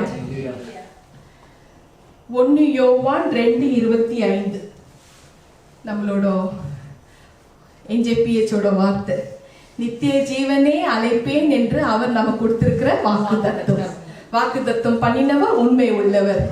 ஏன்னா தேவன் உண்மையாக இருக்கிறார். இந்த நித்திய ஜீவனுக்கு முதல்ல போன நீதிமான் இயேசு கிறிஸ்து மட்டும்தான் முதல்ல போறார் இல்லையா? ஸோ அப்படி போறக்குள்ள புது உடன்படிக்கையின் மத்தியஸ்தராக இருந்து அவர் தான் போய் நம்மளெல்லாம் கொண்டு போறார் இல்லையாமா? ஸோ இப்படிதான் அவர் பண்ணாருன்னு தேவ ஆவியானவர் தெரியப்படுத்தினார். ஹல்லேலூயா. கர்த்தரின் பரிசுத்த நாமத்துக்கு ஸ்தோத்திரம். ஹெபிரேயர்கள் நிறுவனம் 12ஆம் அதிகாரத்துல 23 29. ஸோ முதல்ல போனது இயேசு கிறிஸ்து. அவர் தான் நித்திய ஜீவனுக்கு போனார். ஹெப்ரூஸ் 12th chapter 23rd verse போலாம். பரலோகத்தில் பேர் எழுதியிருக்கிற முதல் பேரானவர்களின் சர்வ சங்கமம் ஆகிய சபையின் இடத்துக்கும் யாவருக்கும் நியாயாதிபதியாகிய தேவனிடத்துக்கும் பூர்ணராக்கப்பட்ட நீதிமான்களுடைய ஆவிகளின் இடத்துக்கும் புது உடன்படிக்கையின், இதுதான் ஆதார வசனம், புது உடன்படிக்கையின் மத்தியஸ்தராகிய இயேசு கிறிஸ்துவின் இடத்துக்கும் ஆபேலோடைய ரத்தம் பேசினதை பார்க்கிலும் நன்மையானவர்களை பேசுகிற ரத்தம் ஆகிய தெளிக்கப்படும் ரத்தத்தின் இடத்துக்கும் சேர்ந்தீர்கள் அப்படின்னு இருக்கு இல்லையா? இப்ப இந்த ரத்தம் அந்த இடத்துல எல்லா மூப்பர்கள் தேவ சமூகம் உட்கார்ந்து இருக்கும், எல்லாமே இருக்குவாங்க. பிதா இருப்பாரு, ஏசப்பா அவரோட பக்கத்துல உட்கார்ந்து வலது பக்கத்துல உட்கார்ந்துட்டு இருப்பாரு. அவர் சிந்தின ரத்தம் எதிர்க்கும் இருக்கும். அந்த ரத்தம் ஆபேலோட ரத்தத்தை பார்க்கிலும் நன்மையானவைகளை பேச ஆரம்பிக்குமா? அந்த ரத்தம் பேச ஆரம்பிக்கும். அதனால தான் ரத்தத்தை ஹைலைட் பண்ணி ரத்தத்தினால கழுவப்படுங்க, சுத்திகரிக்கப்படும், உங்களோட பாவங்களை சுத்திகரிக்கப்படுறதுக்கு முயற்சி பண்ணுங்க வாங்க அப்படின்னு தெரியப்படுத்துறது. இது யாரோட மதம் மாத்துறதோ அதெல்லாம் கிடையாது, ஜாதி மதம் மாத்திர வேலை கிடையாது. அந்த ரத்தம் நம்மளுக்கு பரலோகத்துல பேசும், பிதா கிட்ட பரிந்து பேசும். குமாரன் எதிர்க்க உட்கார்ந்துட்டு இருப்பார். அதுதான் இந்த வசனத்துல எழுதப்பட்டிருக்கு. 24ஆம் வசனம், புது உடன்படிக்கையின் மத்தியஸ்தராகிய இயேசுவின் இடத்துக்கும் அவரு உட்கார்ந்துட்டு இருக்கிறாரு. அப்போ அவரு கொடுத்துட்டு நம்மளுக்கு சிந்திட்டு போயிருக்கிற அந்த ரத்தம், யாரெல்லாம் அந்த ரத்தத்துல கழுவப்படுறோமோ நம்மளுக்காக அது நன்மையானவர்களை பேசுகிற ரத்தமாகிய தெளிக்கப்படும் ரத்தமாக இருக்கும். நன்மை தான் பேசும், தீமையை பேசாது. ஹல்லேலூயா. 25ஆம் வசனம், பேசுகிறவருக்கு நீங்கள் செவி கொடுக்க மாட்டோம் என்று விலகாதபடி எச்சரிக்கையா இருங்கள். இது என்னன்னாக்கா, ஒரு 3 வருஷத்துக்கு முன்னாடி ஒரு அப்பா அம்மா, இது உண்மையான ஒரு சம்பவம், ஒரு தாய் தகப்பன் 3 இயர்ஸ்க்கு முன்னாடி என்னை வந்து டெலிவரன்ஸ்க்கு வராங்க. அவங்க மகளுக்கு கல்யாணம் ஆகி 2 வருஷம் ஆகி குழந்தை இல்லைன்னு சொல்லிட்டு வராங்க. 2 வருஷத்தான் ஆயிருக்கு, குழந்தை இல்லைன்னு. நம்ம தான் ஜெபம் பண்ணால் அவங்களுக்கு எல்லாம் பாஸ்ட் ப்ரெசன்ட் ஃபியூச்சர் எல்லாமே வந்துடுமே இல்லையா? எல்லாமே தெரிய வந்த பிறகு நான் வந்து தெரியப்படுத்துகிற அந்த தாயாருக்கு, இந்த மாதிரி உங்கள் மகள் வந்து அவங்களுக்கு 2 பிள்ளைகள், ஒரு ஆண் மூத்த பையன், 2வது மகள். மகளுக்கு தான் கல்யாணம் ஆயிருக்கு, ஆணுக்கு கல்யாணம் ஆகலை. 2 வருஷம் ஆயிருக்கு. ஒரு 3 வருஷத்துக்கு முன்னாடி இது நடந்த விஷயம். அந்த மகள் வந்து வேற ஒரு இடத்துல படிக்கிறாங்க, வேற ஒரு யூனிவர்சிட்டியில் படிக்கிறாங்க, ரூம் எடுத்து. ஒரு 7 வருஷத்துக்கு முன்னாடி ஒரு தவறான முறையில் அவங்க குழந்தைய பெற்றெடுக்கிறாங்க. தவறான முறையில் ஹாஸ்பிட்டலில் டெலிவரி டைமில் அவங்க தாய்க்கு கால் வருது, அவங்க வேறு இடத்துல இருக்கிறாங்க. இந்த மாதிரி உங்கள் மகள் வந்து டெலிவரி கொடுக்க போகிறாங்க வாங்க. அவங்க அப்பா அம்மா ஓடுறாங்க. போய் அங்கே பார்த்து, இப்போது இது இன்னும் கல்யாணம் ஆகலை பொண்ணுக்கு, தவறான முறையில் குழந்தை வந்துடுச்சு, பிறந்துடுச்சு. அங்கே வந்து ஏதோ சொல்லிடுறாங்க ஹாஸ்பிட்டலில், கணவர் விட்டுட்டு போயிட்டான்னு சொல்லிட்டு. இந்த பெத்தவங்க தான், பெத்த மகள் தான் தாயின்னு பேர் வச்சுட்டு வந்துடுறாங்க. ஆனால் இந்த தாய் தகப்பன் என்ன பண்ணுறாங்க, அவங்க இருக்கிற இடத்துல அவங்களோட ரத்த சம்பந்தம் உள்ள சிப்லிங்ஸ் ஆகட்டும், சொந்த பந்தங்கள், உற்றார் உறவினர்கள், அவங்க சார்ந்த ஜனங்கள் அத்தனை பேருக்கும் இந்த விஷயத்த அப்படியே மூடி மறைச்சிடுறாங்க. மூடி மறைச்சிட்டு அந்த குழந்தைய தாங்கள் தன்னோட சொந்த மகளுக்கு பிறந்த அந்த குழந்தைய அந்த அப்பா அம்மா தத்து எடுத்துட்டு வராங்க. தத்து எடுத்துட்டு அடாப்ட் பண்ணிட்டு வராங்க. இன்ன வரைக்கும் அந்த குடும்பத்துல யாருக்குமே இந்த சத்தியம் தெரியாது. இத தெரிஞ்ச பிறகு நான் அவங்களுக்கு 3 வருஷத்துக்கு முன்னாடி தெரியப்படுத்துறேன், அந்த மகளுக்கு சொல்றேன், இதுக்கெல்லாம் ஒரே ஒரு விஷயம் வழி இருக்குமா, இது தேவ ஆவியானவர் இந்த விஷயத்த ரகசியத்தை எனக்கு தெரியப்படுத்தினாரு, நீ அவரோட ரத்தத்துல கழுவிடு, இந்த பாவங்கள் மன்னிக்கப்படுது. அதுக்கப்புறம் அவங்களுக்கு கல்யாணம் ஆயிடுது இல்லையா, பாவங்கள் மன்னிக்கப்படும், அவரோட ரத்தத்துல கழுவப்பட்டாக்கா மன்னிச்சிடுவாரு. நீங்க மற்ற ஜனங்களுக்கு சொல்ல வேண்டாம், ஆனா அந்த இறைவன் பார்த்துட்டு இருக்கிறாரு இல்ல. இப்ப எனக்கு தெரியப்படுத்தின அந்த இறைவன் தானே எனக்கு சொல்லி இருக்கிறாரு, அவர் சொல்லாம என்னால சொல்ல முடியாது இல்லையா அப்படின்னு தெரியப்படுத்தின பிறகு ரொம்ப நல்லா பழக்க. அந்த பொண்ணு என் மேல ரொம்ப பாசமா இருந்தாங்க. எப்போ ஞானஸ்தானத்தை பத்தி சொன்னனோ அப்பவே என்னோட நம்பர் பிளாக் பண்ணிட்டாங்க.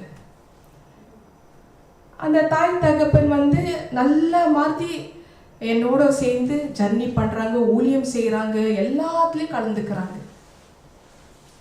ஆனா மனசுல ஓரத்துல ஒரு இடத்துல இருக்கு, ரெவரண்ட் டாக்டருக்கு சத்தியம் தெரியும், எப்பாவது எந்த சூழ்நிலையாவது இந்த விஷயத்த ஒடிச்சிடுவாங்கன்ற ஒரு பயமும் இருக்கு அவங்களுக்கு. 11 வருஷமாயும் ஆண்டவர் குழந்தை பாக்கியத்தை கொடுக்கல. இதுல கொடுமை என்னன்னா, அந்த பையனுக்கே தெரியாது 11 வருஷம் ஆகி இந்த தாய் தான் என்னோட தாய், பெத்த தாய். எவ்வளவு கொடுமையான விஷயம் இல்லையா? அந்த விஷயத்தை வந்து நான் தெரியப்படுத்துறேன் அவங்களுக்கு. 25ஆம் வசனம், ஹெப்ரூஸ் 12:25, பேசுகிறவருக்கு நீங்கள் செவி கொடுக்க மாட்டோம் என்று விலகாதபடி எச்சரிக்கையாய் இருங்கள், ஏனெனில் பூமியில் பேசுகிறவருக்கு செவி கொடுக்க மாட்டோம் என்று விலகினவர்கள் தப்பி போகாமல் இருக்க, பரலோகத்திலிருந்து பேசுகிறவரை நாம் விட்டு விலகினால் எப்படி தப்பி போவோம்? பேசுந்த அவரோட ரத்தம் தன்னமா. அப்போ அந்த மகள் என்ன பண்றாங்க, சத்திய ஆவியானவர் பேசுற இடத்துல வராம பேசாத இடத்துல போக ஆரம்பிச்சாங்க. ஆனா அந்த தாய் தகப்பன் என்னோட கூட ஊழியம் செய்யறாங்க, எல்லாம் பண்றாங்க. இடைப்பட்ட காலத்துல போன வருஷம் அக்டோபர் மாசம் ஒரு கூட்டம் விரோதமாக எழும்பினக்குள்ளும் இந்த கூட்டம் அதோடு சேர்ந்துக்கினாங்க. ஸோ எல்லாமே ஜாயிண்ட் ஆகி இவங்க எப்படியோ சத்தியத்தை ஒடுக்குவாங்க. நீங்க பாட்டுக்கு உங்க இடத்துல நீங்க ஊழியம் செய்யுங்க, எங்க இடத்துல நாங்க, எங்களுக்கு போதகரும் இருக்கிறாரு, நாங்க பாட்டுக்கு நாங்க அவங்களுக்கு சப்போர்ட் பண்ணி நாங்க ஊழியம் செய்யறோம்னு அந்த மாதிரி போயிட்டாங்க. ஸோ சத்தியங்கள் எப்படி மறிக்கப்படுதுன்னா அந்த ரத்தம் அங்க வரைக்கும் பேசும். அப்போ ஒருவேளை அந்த பெண்ணை, அந்த டாக்டர் குழந்தை பெற்றெடுத்த அந்த தாயார் நான் ஞானஸ்தானம் எடுத்துக்கோன்னு சொல்றதுக்குள்ள அவங்க எடுக்காம போயிட்டாங்க. அந்த பெண்ணை கூட மன்னிச்சிடுவார். ஆனா தெரிஞ்சு தெரிஞ்சு தெரிஞ்சு அதுக்கு உடந்தையா இருந்த அந்த தாய் தகப்பன் எவ்வளவுதான் அவங்க வந்து வர்ஷிப்ல லீட் பண்ணாலையோ ஊழியம் செஞ்சாலையும் மன்னிப்புன்றத கிடையாதுன்னு தேவாவியானவர் தெரியப்படுத்துறாருமா. ஏன்னா அங்க பொய் இருக்கு, சத்தியம் எங்க இருக்கு இல்லையா? அடுத்த வசனம் அதுலயே ஹெப்ரூஸ் 12:25 படிச்சுட்டோம் இல்லையாமா? 26 அவருடைய சத்தம் அப்பொழுது பூமியை அசைக்க பண்ணிற்று, இன்னும் ஒரு தரம் நான் பூமியை மாத்திரமல்ல வானத்தையும் அசைய பண்ணுவேன் என்று இப்பொழுது வாக்குதத்தம் செய்திருக்கிறார். இன்னும் ஒரு தடவை தான் நோவா காலத்துல அழிச்சார். இதெல்லாம் பாக்குறதுக்குள்ள இன்னும் ஒரு தரம் வானத்தையும் பூமியும் அசைக்க பண்ணுவேன்றாரு இல்லையா? 27 வசனம் இன்னும் ஒரு தரம் என்கிற சொல்லானது அசையாதவைகள் நிலைத்திருக்க தக்கதாக. வானத்துல உள்ளது எல்லாமே அசையாத இருக்கிற ஒரு விஷயங்கள் இல்லையா? அசைக்கிறதுனாக்கா நுடிக்கு சேஞ்ச் ஆயிட்டே இருக்கும். அது ரியாலிட்டி கிடையாது. அதுதான் இந்த வசனத்துல 27 வசனம் இன்னும் ஒரு தரம் என்கிற சொல்லானது அசையாதவைகள் நிலைத்திருக்க தக்கதாக அசைவுள்ளவைகள் உண்டாக்கப்பட்டவைகள் போல் மாறிப்போம் என்பதை குறிக்கிறது. புரிந்ததா? சோ அதனால 28 வசனத்தின்படி ஆதலால் அசைவில்லாத ராஜ்யத்தை பெறுகிறவர்களாகிய நாம் பயத்தோடும் பக்தியோடும் தேவனுக்கு பிரியமாய் ஆராதனை செய்யும்படி கிருபையை பெற்று கொள்ள கடவோம். 29 வசனம் நம்மளுடைய தேவன் பட்சிக்கிற அக்னியாக இருக்கிறாரே.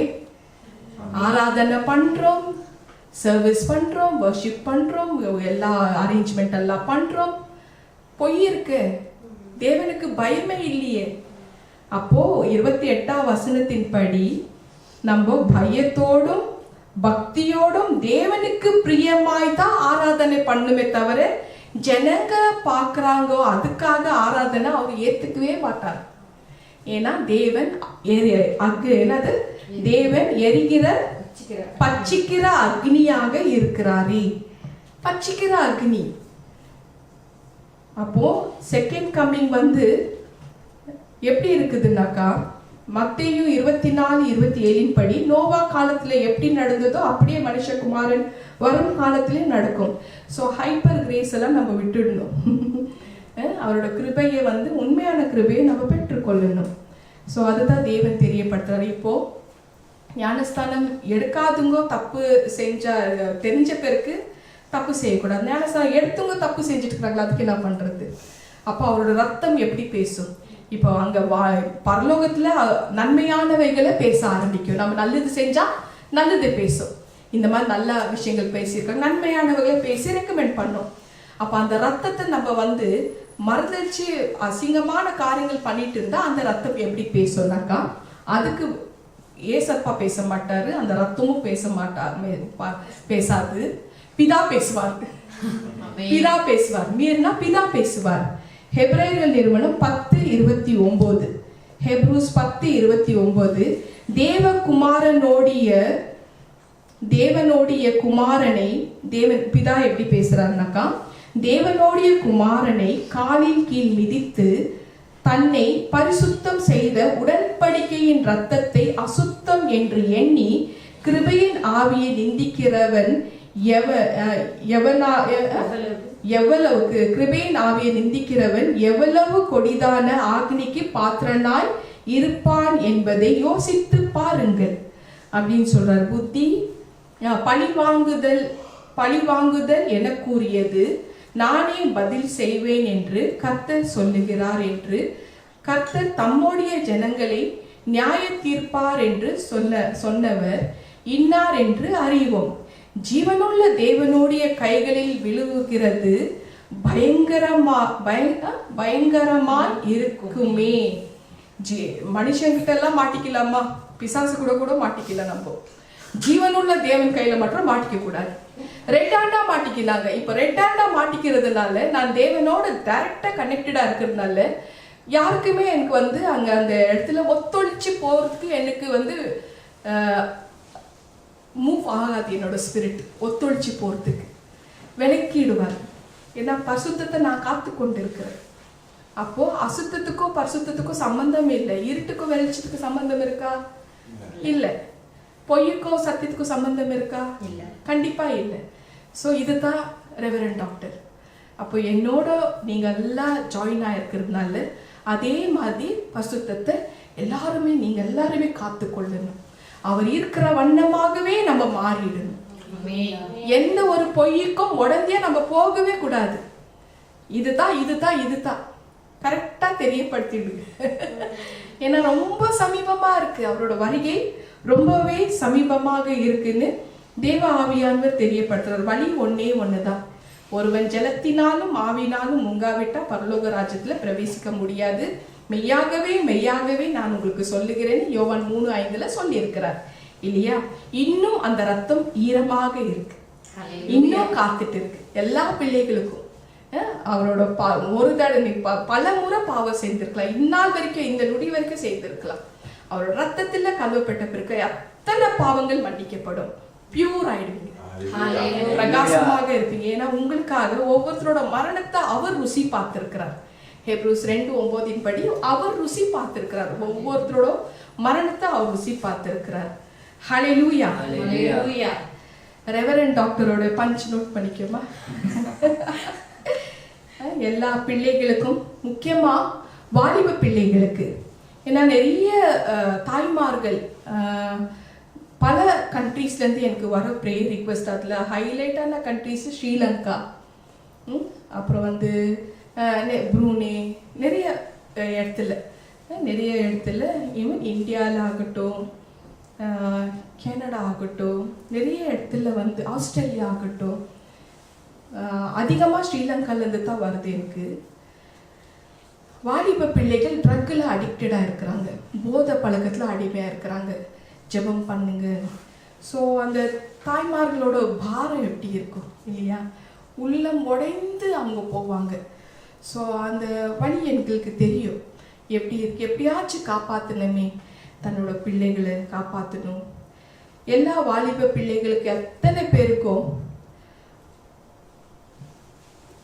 ஒரு இந்த ப்ரெஷஸான தருணத்தை, டைமை நம்ம எல்லோருமே அந்த வேல்யூ கொடுக்கணும், காப்பாற்றிக்கணும். அந்த எப்படி அதை பயன்படுத்தணும்னு நம்ம நினைக்கணும். ஒரு நொடி நம்ம நினைச்சு பார்க்கணும். ஆளை கடத்தினவனை கூட நம்ம மன்னிச்சிடலாமா?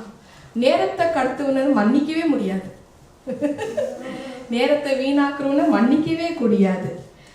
நம்மளுக்கே தெரியாம ரொம்ப சந்தோஷமா இருக்கும். நம்ம நேரத்தை வீணாக்கிட்டு இருக்கிறோமே, இல்லை செலவு பண்ணிட்டு இருக்கிறோமே, வேஸ்ட் பண்ணிட்டு இருக்கிறோமே, நம்மளே நினைச்சுக்குவோம் நம்ம மெயின்டைன் பண்ணிட்டு இருக்கிறோம், நேரத்தை நம்ம மெயின்டைன் பண்ணிட்டு இருக்கிறோம் அப்படின்னு நம்ம நினைச்சிட்டு இருக்கிறோம். காலம் பொன் போன்றது அல்ல, பொன்னை எழுந்தால் சம்பாதித்து கொள்ளலாம். காலம் உயிர் போன்றது, உயிரை எழுந்தால் சம்பாதிக்கவே முடியாதுன்னு தெரியப்படுத்துறது. வேதத்துல தேவன் தெரியப்படுத்துறார், நான் காலம் போல இருக்கிறேன், என்னை யாரும் குறை சொல்லாதிருங்கள். அவர்தான் காலம் இல்லையா? ஒரு குட்டி ஸ்டோரி குட்டீஸ்க்கு. ஒரு மனிதன் இறந்து போறான். அவனை பார்க்கறதுக்கு ஆண்டவர் வராரு, கடவுள் வராரு, கையில ஒரு பெட்டியோட தான் வராரு. அந்த மனிதன் பார்த்த உடனே, அந்த பெட்டியை பார்த்த உடனே கடவுளை பார்க்கல, பெட்டியை பார்க்கறாரு. இந்த பெட்டிக்குள்ள என்ன இருக்கு கடவுளே? இந்த பெட்டி உன்னோடதுதான்னு கடவுள் சொல்றாரு. ஓ அப்படியா? இந்த பெட்டிக்குள்ள என்னோட உயிர் இருக்கா? அந்த உயிர் தான் என்கிட்ட வந்துருச்சு, அது எப்படி இருக்கு இந்த பெட்டியில அப்படின்னு கடவுள் சொல்றாரு. அப்படின்னா என்னோட எஜுகேஷனா, கல்வியா? உன்னோட கல்வி உலகத்திலேயே போய்விட்டது அப்படின்னு தெரியப்படுத்துறாரு. அப்படின்னா என்னோட செல்வமா, வெல்த்தா கேட்கிறாரு. உன் பேரே செல்வமாக இருக்கிறதுனால அது எப்படி உன்னோட கூட வரும்னு கடவுள் சொல்றாரு. அதோட சேர்த்து இன்னொன்னு சொல்றாரு, 3 தலைமுறைக்கு நீ சேர்த்து வைத்திருக்கிற எந்த ஒரு சொத்தும் உன்னோட அடுத்த தலைமுறைக்கே பயன்படாத இருக்கிறதே, அதுக்கு போய் இவ்வளோ சேர்த்து வச்சிருந்தியா அப்படின்னு தெரியப்படுத்துறாரு. அப்போ உங்க கையில என்னதான் இருக்கு கடவுளே? என்னோட செல்வமும் இல்லை, என்னோட கல்வியும் இல்லை, என்னோட உயிரும் இல்லை, என்னோட உறவினர்களா, என்னோட மனைவியா, என்னோட தாயாரா, அப்படி என்னதான் இருக்கு அப்படின்னு கேட்கறக்குள்ள கடவுள் சொல்றாரு, நான் உனக்கு என்று ஒதுக்கின நேரம், டைம், your precious time. ஒவ்வொரு மனிதனையும் இந்த பூமியில தேவன் அவரோட நோக்கத்துக்காக தான் வைத்திருக்கிறார். அந்த நோக்கம் என்னன்றது நம்ம புரிந்து கொள்ள வேண்டும். இயேசுவை எதுக்காக பூமிக்கு அனுப்பினார்? பாவங்களை மீட்டெடுக்கிறதுக்காக. மறுபடியும் மக்கள் பாவங்களே செய்துட்டு இருந்தா அதை நம்ம தெரியப்படுத்தணும். அதுதான் அவர் 7வது வார்த்தை இந்த உலக விட்டு செல்லும் பொழுது, அவர் உயிர் தெழுந்து வந்த பிறகு 7வது வார்த்தை அவர் சொல்லிட்டே போறார், போய் உலகம் முழுவதும் சுவிசேஷத்தை, குட் நியூஸை தெரியப்படுத்துங்க. எத்தனை பேர் நம்ம எல்லாரும் தெரியப்படுத்திட்டு இருக்கிறோன்றது நம்ம அனலைஸ் பண்ணிக்கலாம் இல்லையா? நம்ம அதை பார்த்துக்கலாம். தெரியாதுங்க சொல்லுங்க, போய் ஜனங்களுக்கு தெரியப்படுத்துங்க. எல்லா வாலிப பிள்ளைகளுக்கும் தெரியப்படுத்துறது என்னன்னா, அது யாரா இருக்கட்டும், அந்த காலத்தை மிகவும் சரியாக அறுவடை செய்து கொள்ளுபவன் வெற்றி பெறுவான். தேவன் கொடுத்திருக்கிற அந்த நேரம், அந்த காலத்தை அதை சரியாக அறுவடை செய்து கொள்ளுவன் தான் வெற்றி பெற முடியும்னு தேவ ஆவியானவர் தெரியப்படுத்துறார். ஸோ ஒரு அற்புதமான ஒரு நேரம், ஒரு டைம் நம்மளுக்கு கொடுத்துருக்கிறாரு. எல்லா வாலிப பிள்ளைகள் டைம் ஓடுறதுக்கு முன்னாடி நீங்க ஓடிடுங்க. டைமை சுலபமாக 3 விதமா பிரிச்சுக்கங்க. டைமை சுலபமாக 3 விதமாக நம்ம பிரிச்சுக்கினா அந்த டைமை நீ வேஸ்ட் பண்றியா, நீ வீணாக்குறியா, அல்லது நீ ஸ்பெண்ட் பண்றியா, செலவழிக்கிறியா உன் வாழ்க்கையில, அல்லது உன்னோட டைமை நீ முதலீடு பண்றியா, இன்வெஸ்ட் பண்றியா. இந்த 3 ஆக நீ பிரிச்சுக்கினாக்கா உனக்கே ஒரு தெளிவு வந்துடும். அப்போ வாழ்க்கையில இந்த நேரத்தை வேஸ்ட் ஆக்குறது, வீணாக்குறது குறைச்சிக்கின்னு, செலவழிக்கிறது குறைச்சிக்கின்னு, ஸ்பெண்ட் பண்றது குறைச்சிக்கின்னு, இன்வெஸ்ட் பண்ண ஆரம்பிக்கணும், முதலீடு பண்ண ஆரம்பிக்கணும். முதலீடும் விதைச்சு அதை அறுவடையாக கொண்டு வரணும். நம்ம வெறும் கையில தான் அங்கே மேலே போவோம். நம்ம வெறும் கையில நாங்கள் போறக்குள்ளோம் துணி கூட நம்மள்கிட்ட இருக்காது. அப்படியேதான் வெறும் இதுல தான் ஆத்மால தான் போவோம். அங்கே போன பிறகு நம்ம தனியா போனா எப்படி இருக்கும்? நம்ம கூட நம்ம சம்பாதிக்கிற ஆத்மாக்களை கூட்டிட்டு போனா எவ்வளவு நல்லா இருக்கும். இதுக்காகத்தான் நம்ம வச்சிருக்கிறாரு. பரலோகத்துல நம்ம போறக்குள்ளோம் 2 விஷயத்த மேல வருது, நாமளும் நம்ம சம்பாதிச்ச ஆத்மாக்களும். அதனால அதுதான் நமக்கு அறுவடையை கொண்டு வரும். நித்தியமா நம்மளுக்கு தேவன் மகிமைப்படுத்துவார். ஹல்லேலூயா. உங்களுக்கு சமாதானம் உண்டாகட்டும். Peace be with you all. எழுந்து நின்று கர்த்தர் நமக்கு சொல்லி கொடுத்த ஜெபத்தை நாம் சொல்லுவோம். பரமண்டலத்தில் இருக்கிற எங்கள் பிதாவே, உம்முடைய நாமம் பரிசுத்தப்படுவதாக, உம்முடைய ராஜ்யம் வருவதாக, உம்முடைய சித்தம் பரமண்டலத்திலே செய்யப்படுவது போல பூமியிலேயும் செய்யப்படுவதாக. எங்களுக்கு வேண்டிய ஆகாரத்தை எங்களுக்கு ஆகாது, எங்கள் கடனாளிகளுக்கு நாங்கள் மன்னிக்கிறது போல எங்கள் கடன்களை எங்களுக்கு மன்னியும். எங்களை சோதனைக்கு உட்பட பண்ணாமல் தீமையிலிருந்து எங்களை ரட்சித்துக் கொள்ளும். ராஜ்யமும் வல்லமையும் மகிமையும் என்னென்னும் உடையவைகளே. ஆமென். இங்கிலீஷ்ல சொல்லுவோம். Our Father in heaven, hallowed be thy name. Thy kingdom come, thy will be done on earth as it is in heaven. Give us today our daily bread, and forgive us our debts as we also forgive our debtors. Do not bring us to temptation, but deliver us from the evil one. For yours is the kingdom, the power, the glory, and forever. Amen. திருவிருந்து பந்திக்கு ஆயத்தமாகவும். ஆண்டவராகிய இயேசு கிறிஸ்து தன்னை காட்டி கொடுக்கும் அந்த ராத்திரி பந்தியில் சொன்ன வார்த்தையை நாம் நினைவு கூறுவோம். இயேசு கிறிஸ்து அப்பத்தை தன் கையில் எடுத்து அதை ஸ்தோத்தரித்து அதை பிரித்து, இது உங்களுக்காக பிக்கப்பட்ட என்னுடைய சரீரம், இதை வாங்கி உண்ணுங்கள், என்னை நினைவு கூறும்படியாக இதை செய்யுங்கள். இதை நாம் செய்வோம். இது இயேசு கிறிஸ்துவின் சரீரம். ஆமென். ஆமென். அந்தபடியே ஒரு பாத்திரத்தில் திராட்சை ரசத்தை எடுத்து, இது உங்களுக்காக சிந்தப்பட்ட என்னுடைய இரத்தம், இது என்னுடைய புதிய உடன்படிக்கையாகும், இதை வாங்கி பருகுங்கள், என்னை நினைவு கூறும்படியாக இதை செய்யுங்கள். அதை நாம் செய்வோம். இது இயேசு கிறிஸ்துவின் இரத்தம். ஆமீன். இறுதி ஜெபத்துக்கு ஆயத்தமாகவும் கண்களை மூடி ஜெபிப்போம். Thank you Jesus. நன்றி தகப்பனே, நன்றி ராஜா. ஆண்டவரே, அப்பா இயேசப்பா, உங்களோட ஆசீர்வாதத்தை பெற தகுதியற்றவர்கள் ராஜா. எங்களுக்கு தகுதியே இல்லை இயேசப்பா. ஆனாலும் உங்களோட விலையேறப்பட்ட ரத்தத்தினாலே எங்களை நீங்க விலைக்கு வாங்கி இருக்கிறீங்க ராஜா. அதுக்காக நாங்கள் உங்களுக்கு நன்றி செலுத்துக்கிறோம் ராஜா. எங்களை பாவங்கள் எல்லாம் நீங்க தாப்பா இயேசப்பா சுத்திகரிக்க முடியும். உங்க ரத்தத்தில் ஆண்டவரே ஒவ்வொருத்தரோட பாவங்களை உங்களால மட்டும் தாப்பா கழுவ முடியும்.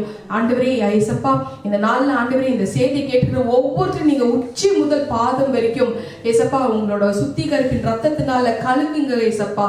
தன் பாவங்களை மறிக்கிறவன் வாழ்வடைய மாட்டார், அதை அறிக்கை செய்து விட்டு விட்டால் இறக்கம் பெறுவா நீங்க சொல்லி இருக்கிறீங்க இயேசப்பா. இந்த நாள்ல பாவங்களை அறிக்கை பண்ணிட்டு இருக்காங்க, அதை ஏற்றுக்கொண்டு இறக்கத்தை தாரும் ராஜா. கர்த்தாவே, ஒவ்வொரு அடிமைத்தனத்துல இருந்து நீங்க தாப்பா உங்களால மட்டும் தாப்பா இயேசப்பா விடுதலை ஆக்க முடியும். ஆண்டவரே, பிள்ளைகள் போதை பழக்கத்துல அடிமையா இருக்கிறாங்க ராஜா. உங்களால மட்டும் தாப்பா அந்த அடிமைத்தனத்துல இருந்து விடுதலை ஆக்க முடியும். குடி பழக்கத்திலிருந்து விடுதலை ஆக்குங்கள் ராஜா. சிகரெட் பழக்கத்திலிருந்து விடுதலை ஆக்குங்க ராஜா. தவறான உறவுகள் இருந்து விடுதலை ஆக்குங்க ராஜா. அந்தரங்க ரகசிய பாவங்களுக்கு விடுதலை ஆக்குங்க ராஜா. எல்லா இச்சைகளிலிருந்து விடுதலை ஆக்குங்கள் அப்பா. ஓரின சேர்க்கையை விடுதலை ஆக்குங்க ராஜா. ஆண்டவரே, இந்த பாவம் ஆண்டவரே கொடிதான பாவத்தின் நிமித்தம் நீங்க எங்களுக்காக ஆண்டவரே மரணம் அடைந்தீர்.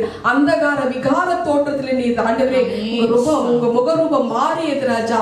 அதுக்கு ஆண்டவரே உமக்கு ஆண்டவரே நாங்க கீழ்ப்படினோம் ராஜா. இதுக்கு மேல நாங்க பாவம் செய்ய மாட்டோம் ராஜா. நாங்க இந்த நாள்ல பரிசுத்தமாக்க எங்களோட இருதயத்தை நாங்க ஒப்பு கொடுக்கிறோம் ராஜா.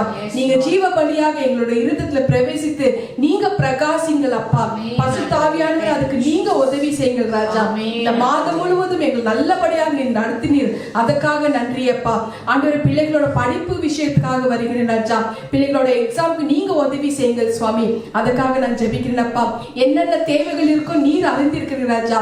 சம்பூர்ண நன்மையினால் பிள்ளைகளுக்கு நிரப்புங்கள் ராஜா. உங்களோட ஆசீர்வாதத்தினால் நிரப்புங்கள் ராஜா. பரிசுத்த ஆவியானவர் ஒவ்வொருத்தரும் உங்களோட ஆவியினால் நிரப்புங்கள் ராஜா. வல்லமையினால் நிரப்புங்கள் ராஜா. உங்களோட வருகையில உங்களோட பிள்ளைகள் காணப்படணும் சுவாமி, தூய்மையாக காணப்படணும் ராஜா. அதற்காக நான் ஜெபிக்கிறேன் அப்பா. இந்த மாதம் முழுவதும் யாரெல்லாம் திருமணம் ஆண்டு விழா கொண்டாண்டாங்களோ, பிறந்த நாள் கொண்டாங்களோ, அத்தனை பேரும் நீர் ஆசீர்வதிக்கணும் ராஜா. Thank you Lord, thank you Jesus. நித்திய ஜீவன் பிரேயர் ஹவுஸ் நீர் ஆசீர்வதிக்கணும், மலேசியா தேசத்தை நீர் ஆசீர்வதிக்கணும் அப்பா. Thank you Jesus. நன்றி நன்றி நன்றி நன்றி செலுத்துகிறோம் ராஜா. நன்றியோடு நாங்கள் மகிமைப்படுத்துகிறோம் அப்பா. தேவனே, உம்முடைய ரத்தத்திற்காக நாங்கள் நன்றி செலுத்துகிறோம் ஆண்டவரே. அதற்கு நாங்கள் பாத்திரனா இல்லாததுனால ஆண்டவரே எங்களை நீர் ஆண்டவரே ராஜா அப்பா உம்முடைய ரத்தத்தினால கழுவி ஆண்டவரே ராஜா எங்களை சுத்திகரித்ததுக்காக நாங்கள் நன்றி செலுத்துகிறோம் அப்பா. தேவனே, மலேசியா தேசத்தை உமது கரத்துல நாங்கள் ஒப்புவிக்கிறோம். உம்முடைய ரத்தம் ஆண்டவரே ராஜா மலேசியா தேசம் மாத்திரம் இல்லை ஆண்டவரே, ஒவ்வொரு தேசத்தின் மேலும் தெளிக்கப்படுவதற்காக நாங்கள் நன்றி செலுத்துகிறோம் ராஜா. ஆமாண்டவரே, உடைய ரத்தம் எல்லாருக்காகவும் சிந்தப்பட்டது என்று அறியத்தக்க ஆண்டவரே சத்திய ஆவியானவர் ஒவ்வொருடைய இருதயத்தின் மீது நீர் பேச வேண்டும்படியாய் ஜெபிக்கிறோம். நீங்கள் உணர்ந்து வேண்டும்படியாய் நாங்கள் ஜெபிக்கிறோம் ஆண்டவரே. ஆம் ராஜா, இதோ ராஜா அப்பா ஒவ்வொரு பாவங்களை நீ கழுவுகிற தேவன் அப்பா. தேவனே, யாரும் அப்பா அந்த பாவத்தை செய்யாதபடிக்கு பாவத்தை மேற்கொள்ளுகிற வல்லமை நீ தர வேண்டும்படியாய் அப்பா நாங்கள் ஜெபிக்கிறோம் ஆண்டவரே.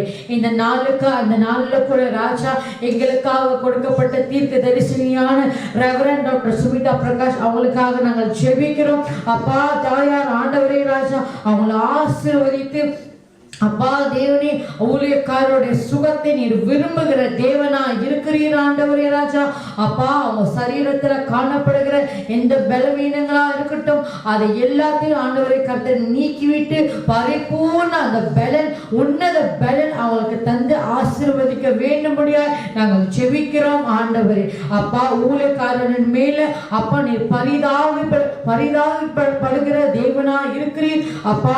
தேவனே, அவங்களுடைய வார்த்தை காரியங்களை ஆண்டவரே நீ நிறைப்படுத்துகிற தேவனா இருக்கிறீர். அவங்க தீர்க்க தரிசனமாய் கர்த்தர் பேசுகிற ஒவ்வொரு வார்த்தைகளும் ஆண்டவரே கர்த்தர் நிறைவேற்றி கொண்டிருப்பதற்காக நன்றி செலுத்துகிறோம். இன்னும் அதிகமாய் ஆண்டவரே ராஜா அப்பா அந்த ப்ரொஃபஸி மூலமாய் அப்பா தாசன் கொண்டு நீங்க பேசின ஒவ்வொரு வார்த்தைகளுக்காக நாங்கள் நன்றி செலுத்துகிறோம். அது நிறைவேறத்தக்க ஆண்டவரே ராஜா அப்பா அவங்களை நீ அக்னி ஜுவாலையாக எடுத்து பயன்படுத்துவதற்காக நன்றி செலுத்துகிறோம் ஆண்டவரே. அப்பா அவங்களுடைய உம்முடைய சமூகத்தை ஆண்டவரே அப்பா அவங்க மேல அப்பா கர்த்தரே அப்பா நீங்க பிரகாசிக்கும்படிக்கு ஆண்டவரே நீ செய்ய வல்லவரா இருக்கிறீர்.